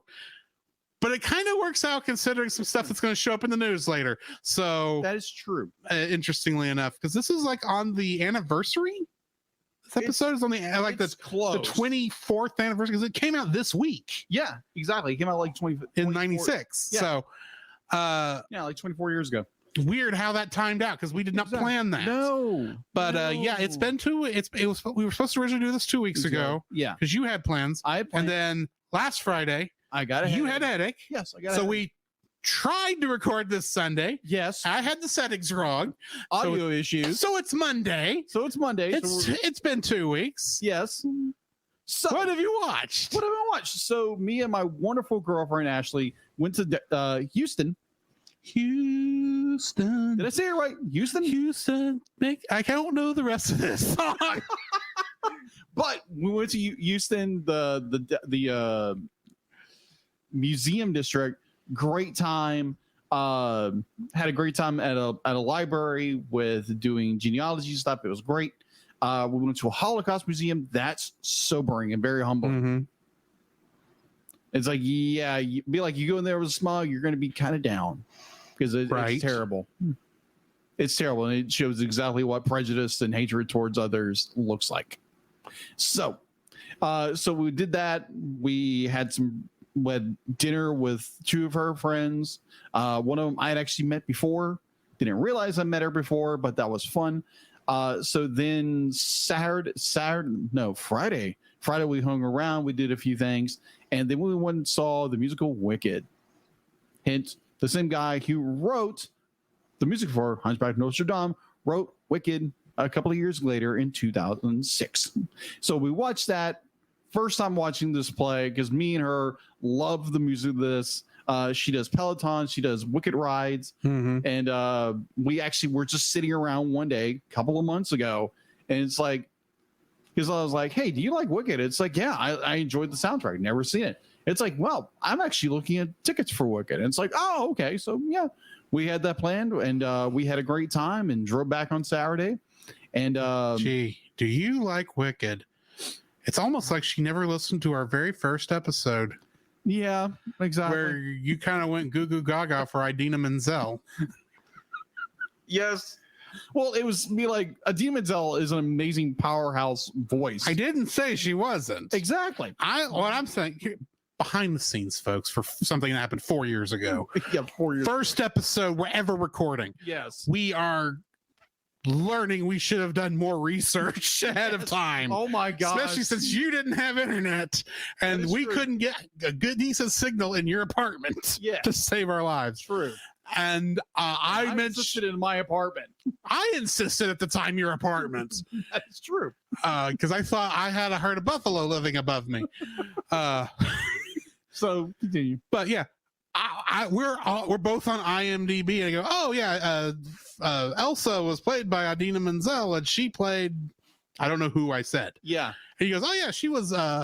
You said a name from this musical I had never heard before because I know nothing about Wicked. Yes, other than it's the tale of what happens to the Wicked Witch of the. It's a prequel to Oz, basically. Not kind of. It's a story about the witches and all that stuff. And that's all I know about it. And you go, yeah, she played Elphaba, and I go, she did a what now?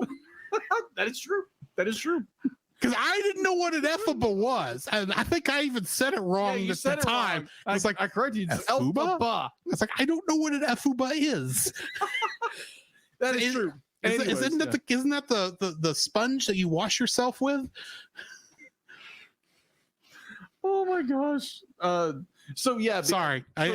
So if you want to hear something really cringy, go back to our very first episode. Very first episode. That's cringy no matter. That's cringy no matter how you look at it. Yeah, very, very, very cringy. But So yeah, we watched Wicked, amazing musical.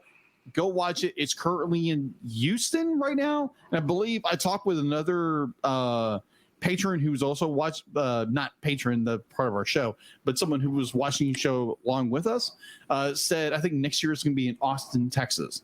So if you're in the Texas area and you want to go see Wicked, it's going to be there next year, as far as I understand. But love that. And then, so what else have I been watching? So let me turn. That's a good question. Yeah, what else have I been watching? After that long explanation about Wicked, so I watched. So last week I was in for 3 days. I was in the gas station at where I work, and so you're allowed to watch whatever is long, appropriate stuff, obviously. So I watched on Disney Plus Stan Lee, which is a documentary over Stan Lee the man and his Stan the Man Lee. Stan the Man Lee. So that 2 documentaries over ancient sites they're rediscovering the whole bit, really, really good. And I'm just going to say this because there again, we recorded yesterday and we're re-recording now. So when I got home yesterday, and started working on artwork for another project we're working on with Geek Devotions, which will probably be out before this is. Probably. So I started I picked up where I was. So I was watching Spider-Man the Animated Series on Disney Plus, and I think I was in season 3 into season 4. So yeah, that was interesting. That was fun. It was like, oh, I totally forgot they did that. You trying to time it for a certain episode of our show? Not really. Oh, it'd be interesting if it did. Oh, I agree. I was halfway expecting to be like, okay, when do the X-Men show up? But season 2. Season 2? I think it was season 2. Okay. But that is, as of right now, except for listening to a lot of podcasts, which I do, which are more like true crime or news or faith-based. So season 2. I just looked it up. Excellent. That explains where at one point I think Spider-Man's fighting a villain, and it's like, yeah, you need to meet my friend Wolverine. You guys will have a great time. And it's like, oh, okay, that makes sense. But anyway, so that's what I've been watching and listening to. What have you been watching, listening to, or playing in your case? Yeah, so the last time we recorded this was Sesame Street, which was 2 weeks ago. Yeah, 2 weeks ago. I had a brain fart in the middle of the show, and I forgot to mention what I had watched the weekend before. Okay. Because this month I have watched 3 theatrical films. Yeah. In theaters. One of them was Spider-Man Across the Spider-Verse. Yeah, which I keep hearing is really good. It is real good.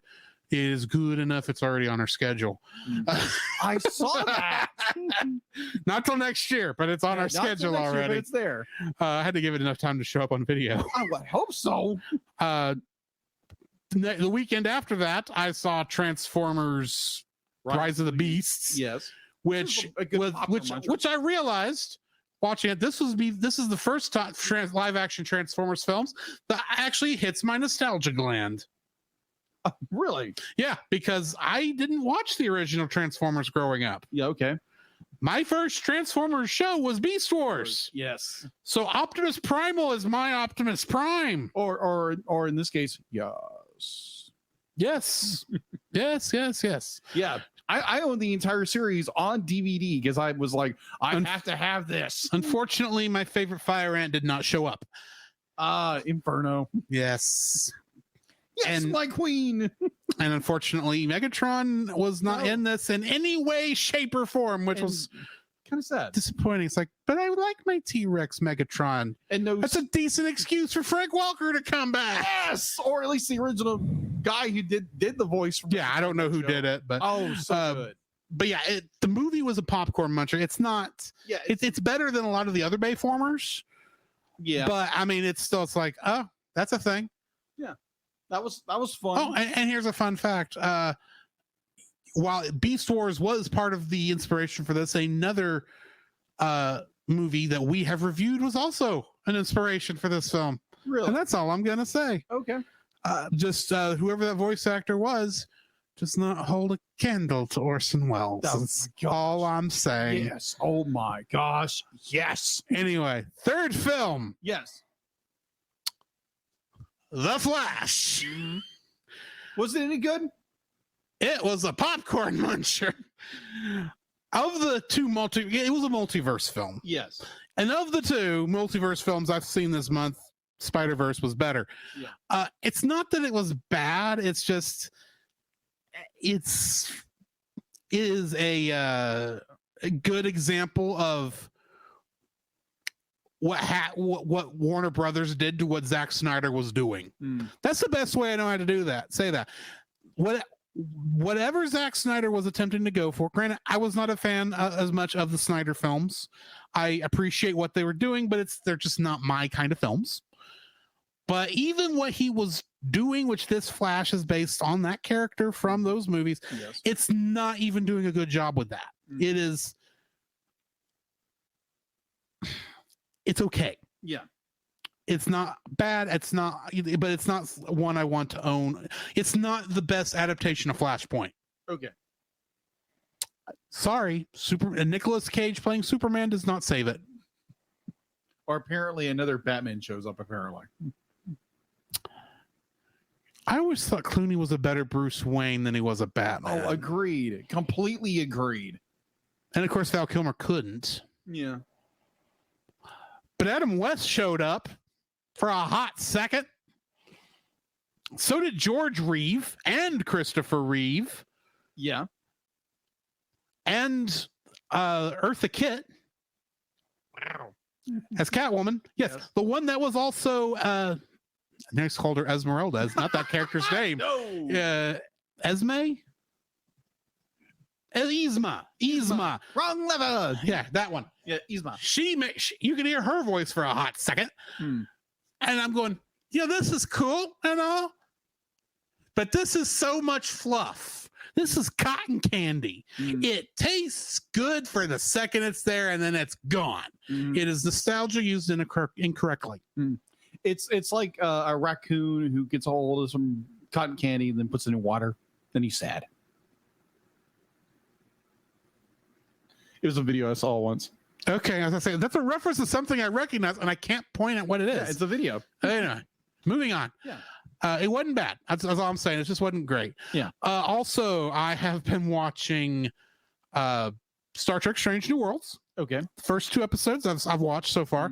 Show is actually very good. I'm looking forward to seeing Thursday what we're doing. It's apparently going to involve James T. Kirk again. That will be interesting. Yeah, because I remember what I've heard, they replaced the actor. Well, they kind of had to. William Shatner's a bit old. No. Like the guy who played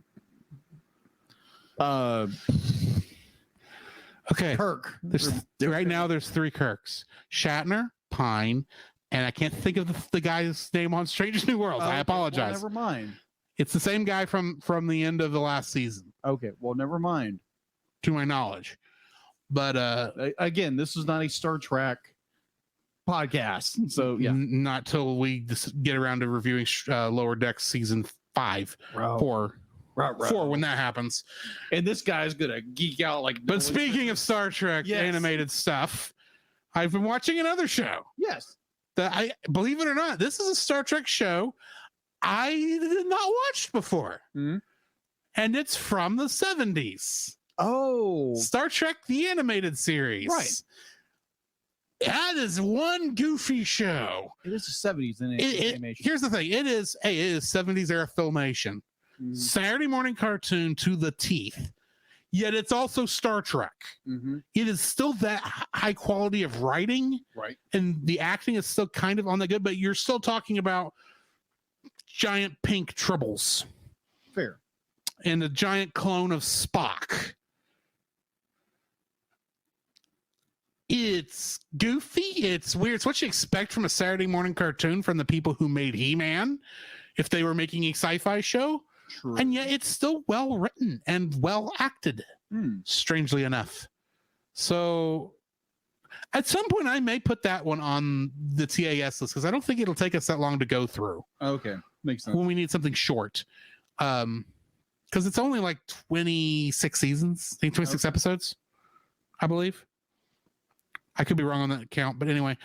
Other than that, the other thing I've been watching is Car Ranger for an upcoming project. So yeah, that's what I've been watching. So Jacob, what do we have in the news?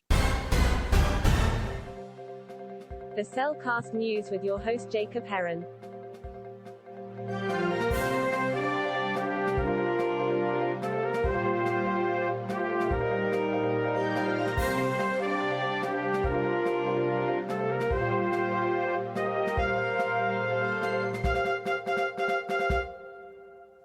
Why I think you deal it, and getting into the news.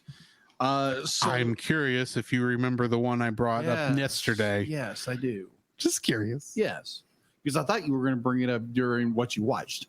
I didn't watch any of that show this week. That is true. So, anyways, so getting into the news, Crunchyroll is making the Summer of Dragon Ball fans a little more excited. The anime streaming service will be offering 15 beloved animes or animated films from the franchise, from the Dragon Ball franchise, in 3 bunches, beginning on June 22nd.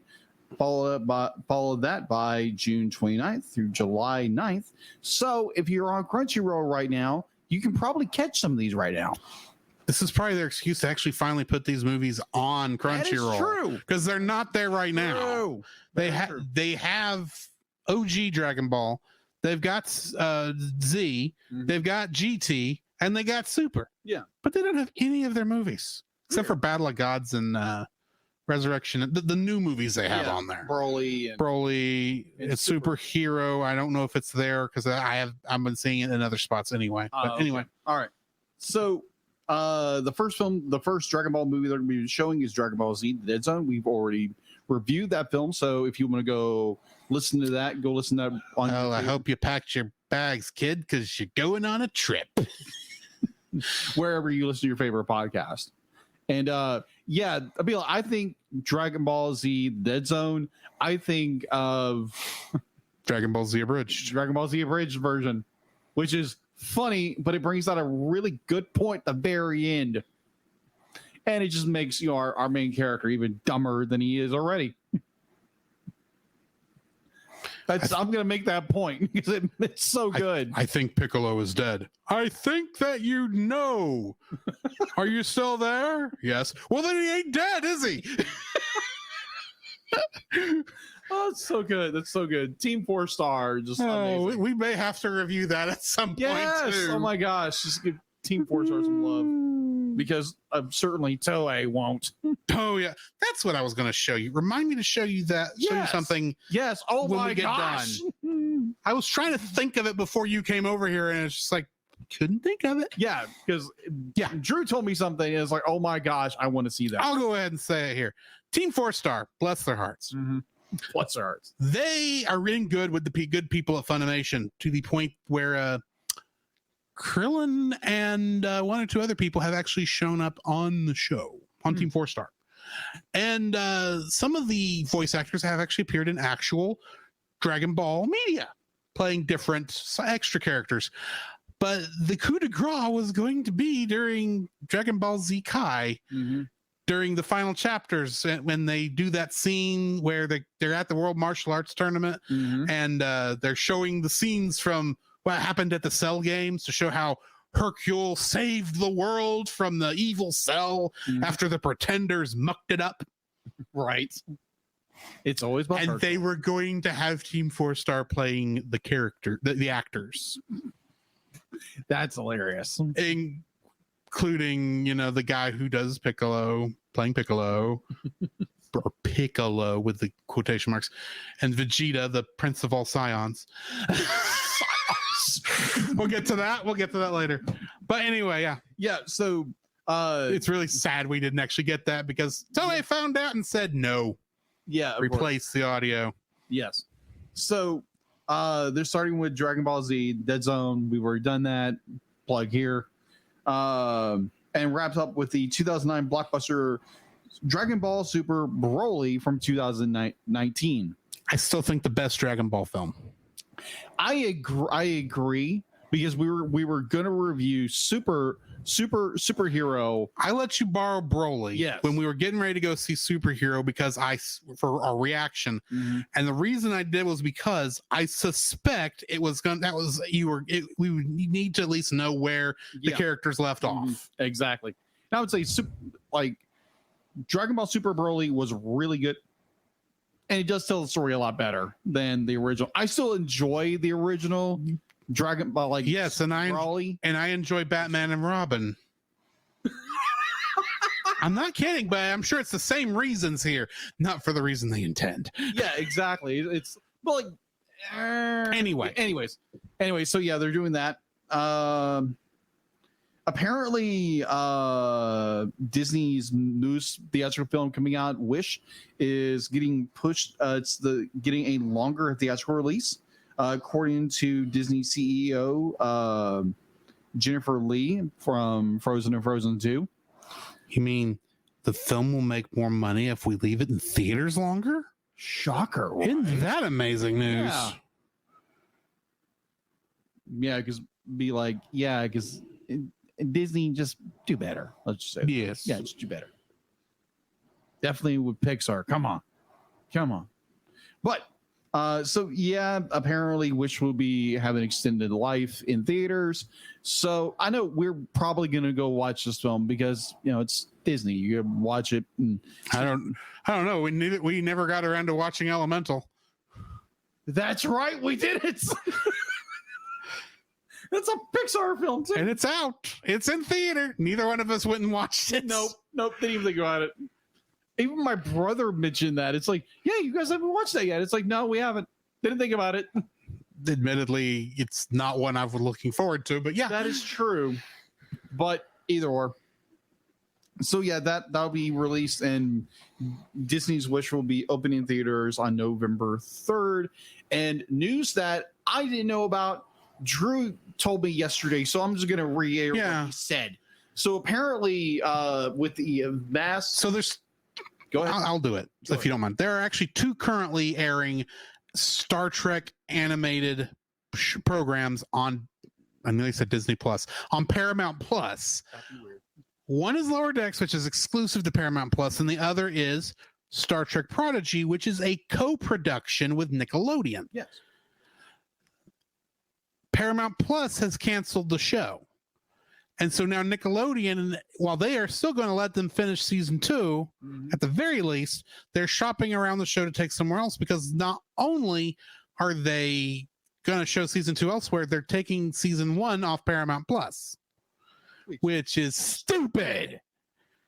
Granted, it's not a blow your socks off kind of show. Right. It is similar to Star Wars The Clone Wars in terms of writing style, but except a little brighter because it's a little bit more of a happy-go-lucky show in a way. Right.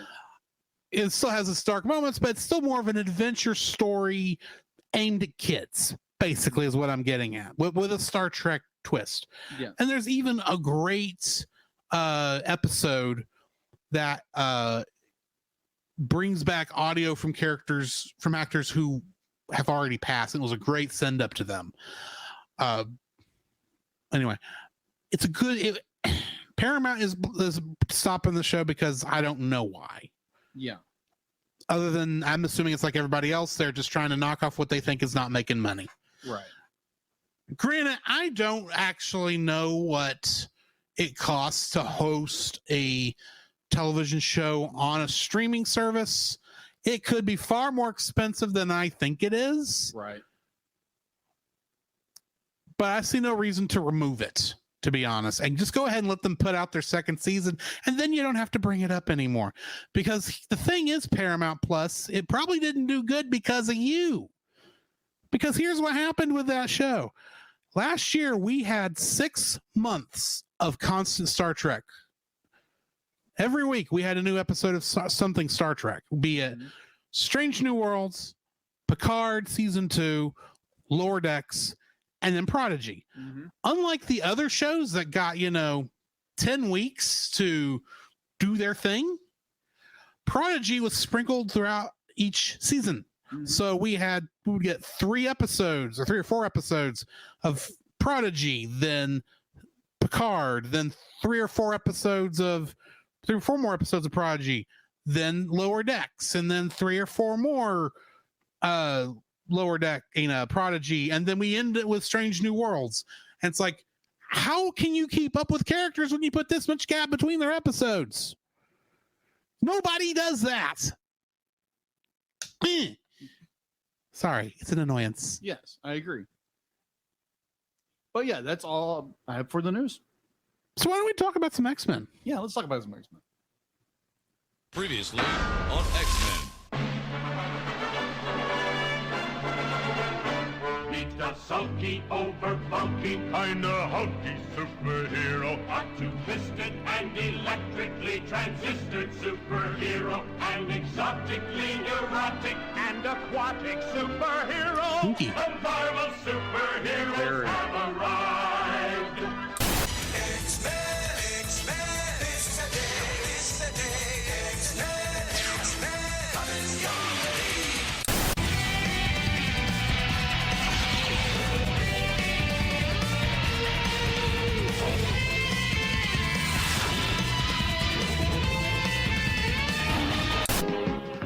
Spider-Man and his amazing friends, Iceman and Firestar.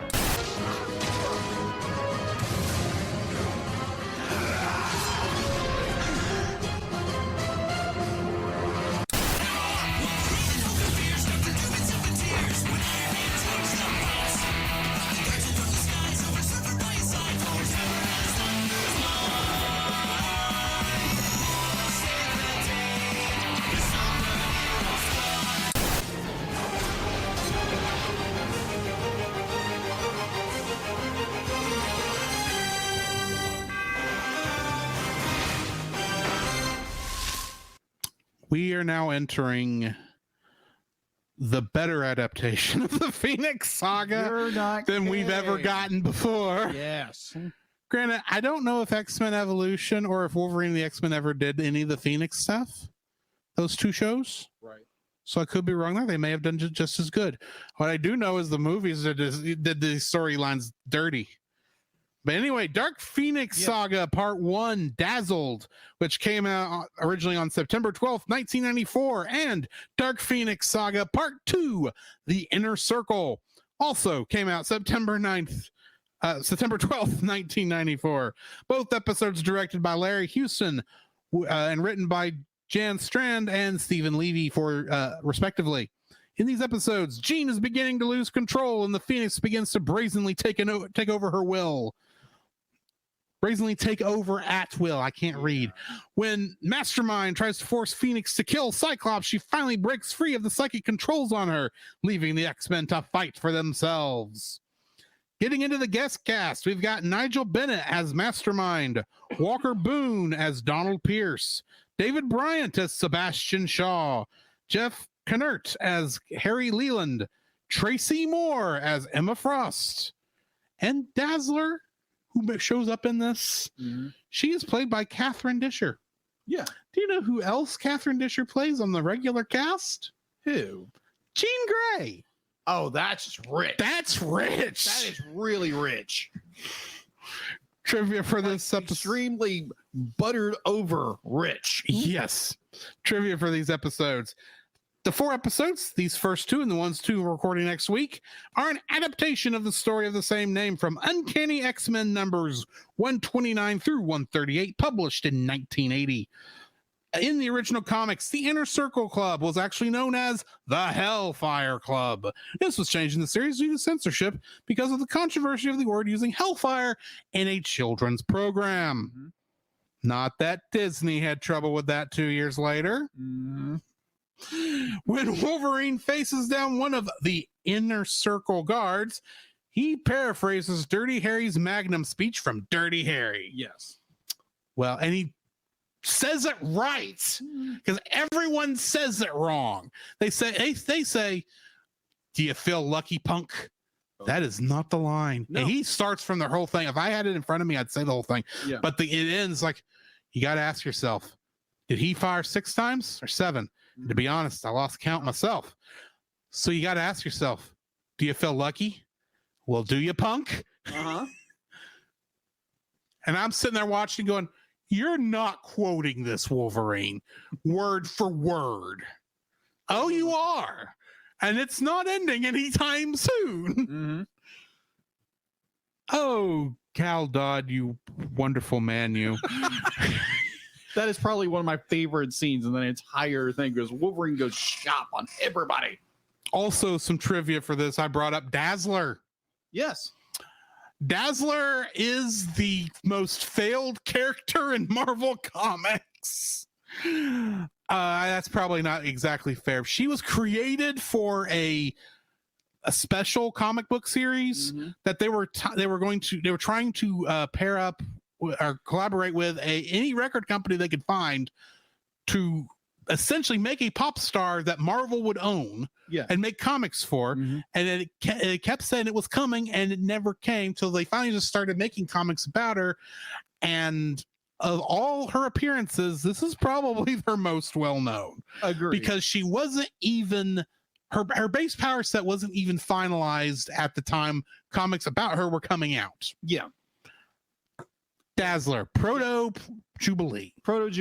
It's like, she was more prominent in the 80s because she was in X-Men, she was in Pride of the X-Men. And she has actually already appeared in this show, and we missed it. Yeah, we missed it. She was in Mojo Vision, hanging out on Mojo World. Yes.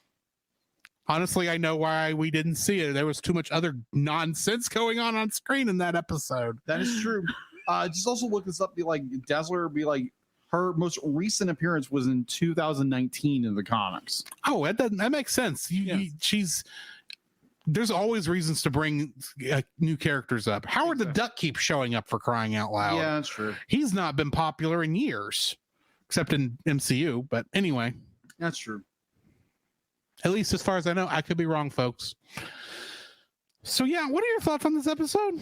I enjoyed it. It'd be like there again, like Drew said, be like the first round of X-Men movies tried to do the Phoenix Saga or tried to do anything. They tried to do Dark Phoenix Saga, except they also didn't do Dark Phoenix Saga.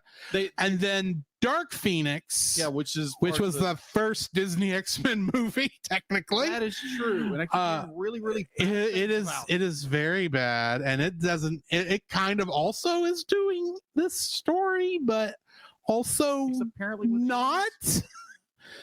The Hellfire Club's not even in it. Yeah. Ironically, they were in First Class. Which was a good movie. And they made no connections. Like, oh yeah, Emma Frost, and all these other people. Yeah, we're gonna turn Jean Grey evil. Okay.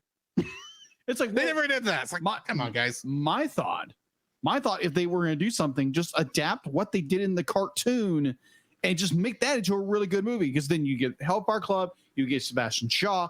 You get all these amazing, and plus you get Wolverine being he is. Can you imagine Hugh Jackman quoting Dirty Harry? Oh yeah, because it's Hugh Jackman. So I mean, he's going to show up in the MCU at least once, we know. But yeah, he is next year. Can't believe that's next year. Yeah, Sneak.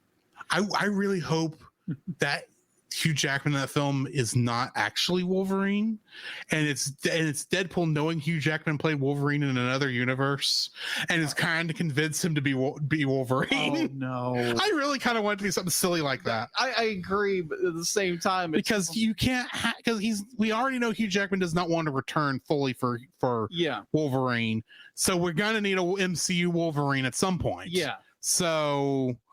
Yeah, that kind of makes sense that he's convinced himself that Hugh Jackman is actually Wolverine. Yeah. And it gets him to tag along.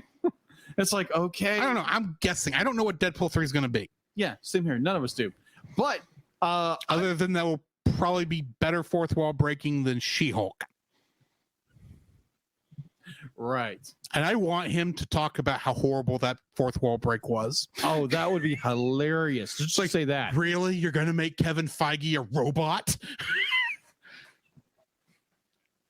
But going back to our episode, Sorry, I got off the rails. review of going off tangents, like we never do tangents, do we? Tangents? What's a tangent? Yeah, exactly, right.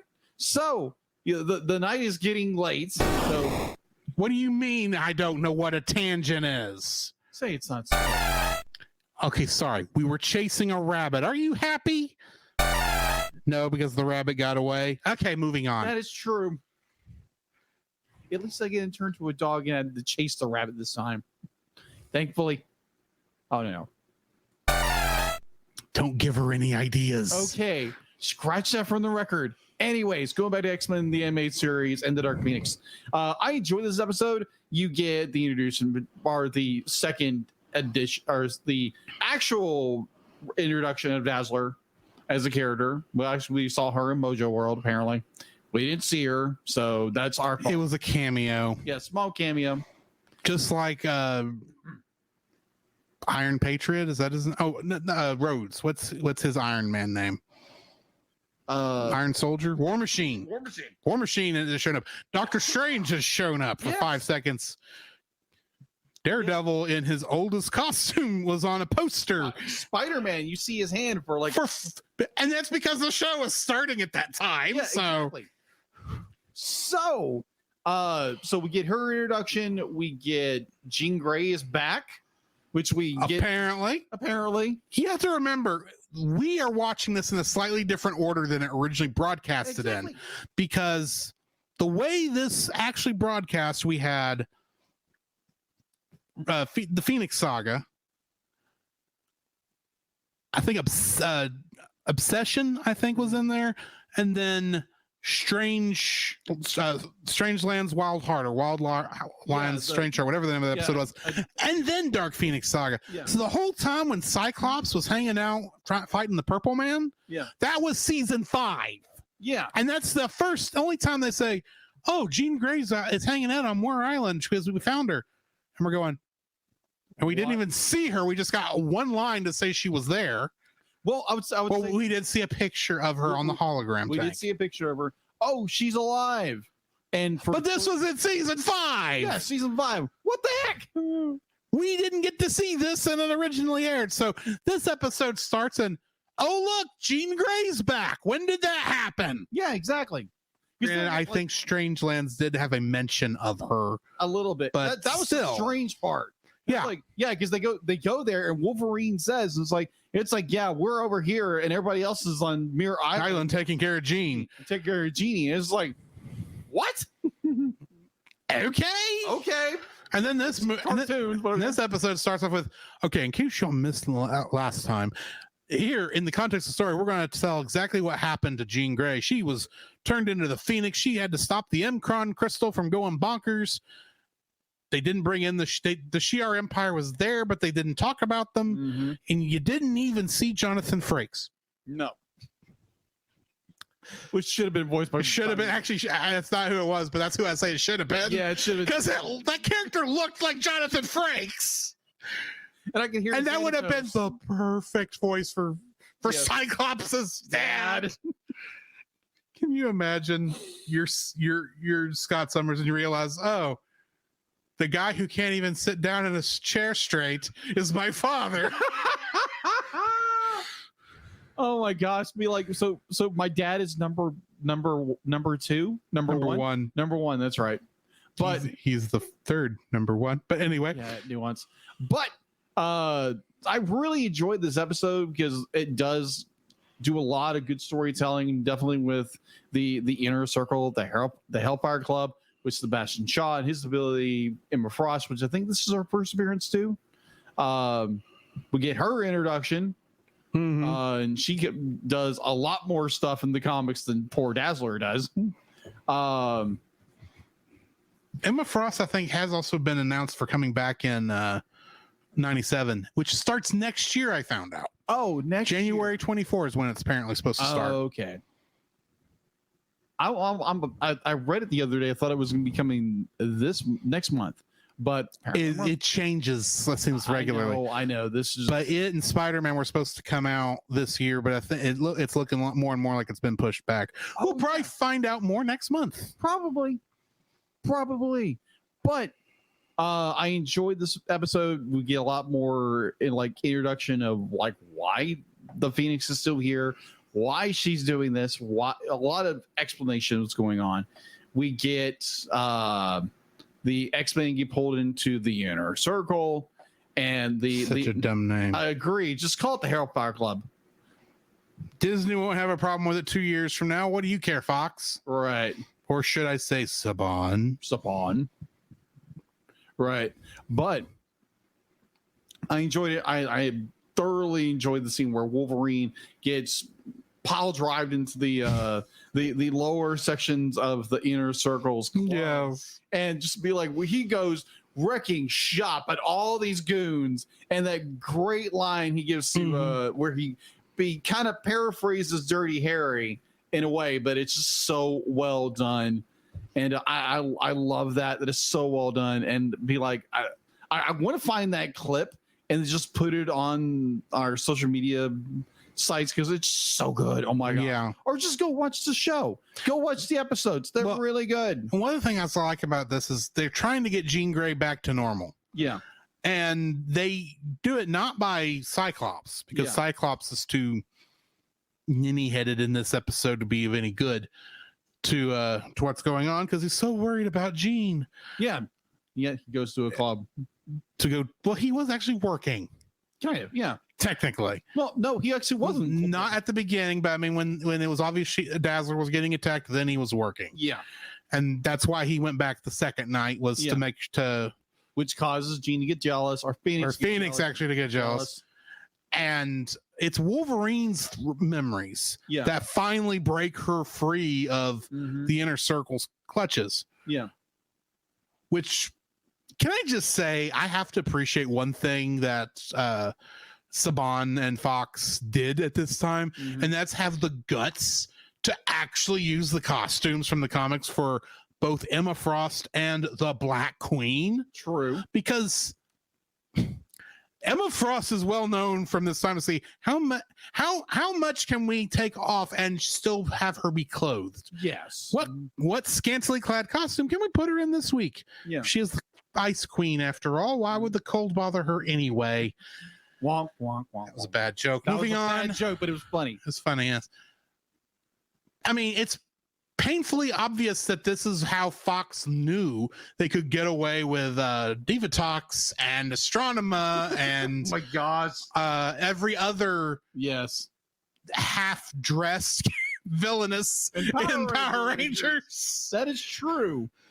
Which is just a weird thing to think about at this time, because I don't know, it's just still the 90s. The censors were paying attention. That is true. How the censors never caught any of this, I'll never know. True. But overall, Bill, I enjoyed this episode. I can't wait to get into parts 3 and 4 to wrap this story up, because I know it gets a little worse.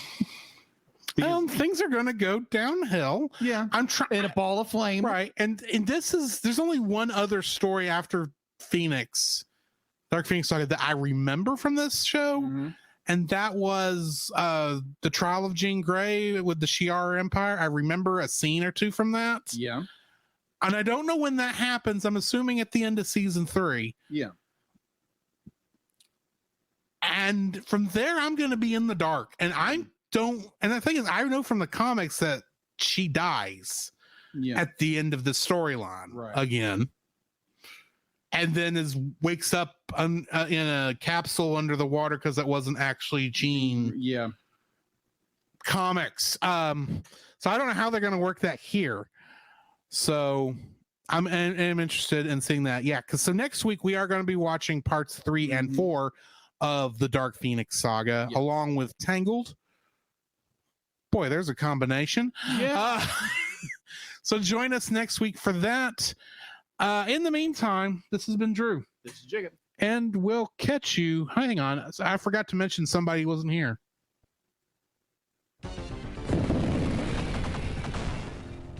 I am Magneto, master of magnet. And we'll catch you in the next frame. You can follow Jacob on his Facebook at Jacob B. Heron. His Facebook page, Jacob's Daily Art Corner, where he tries to draw each and every day. His Instagram at Jacob B. Heron. His Twitter at Jacob Heron. And his letterboxd at Jacob Heron. You can find Drew on Facebook at Drew Dodgen. His Facebook page Drew's Photobin to see his photography. His letterboxd page at GGeorge759. His Twitter at GGeorge759. And Instagram at Drew Dodgen. You can like us on Facebook at the Cellcast Podcast. On Twitch at the Cellcast Gaming. On YouTube at Cellcast. On Twitter at cast_cell. The Cellcast can be found at Apple Podcasts, Google Play Podcasts, Stitcher, Spotify, or anywhere else fine podcasts are downloaded from. Please rate and review us where you found us, and also on Podchaser. Email us at thecellcastpodcast@gmail.com. The Cellcast is a proud member of both the Pop Americana and Culture Box media networks. For more information, please see the link in the description. Our theme song is Drop and Roll by Silent Partner. And remember, that's Cell with a single L.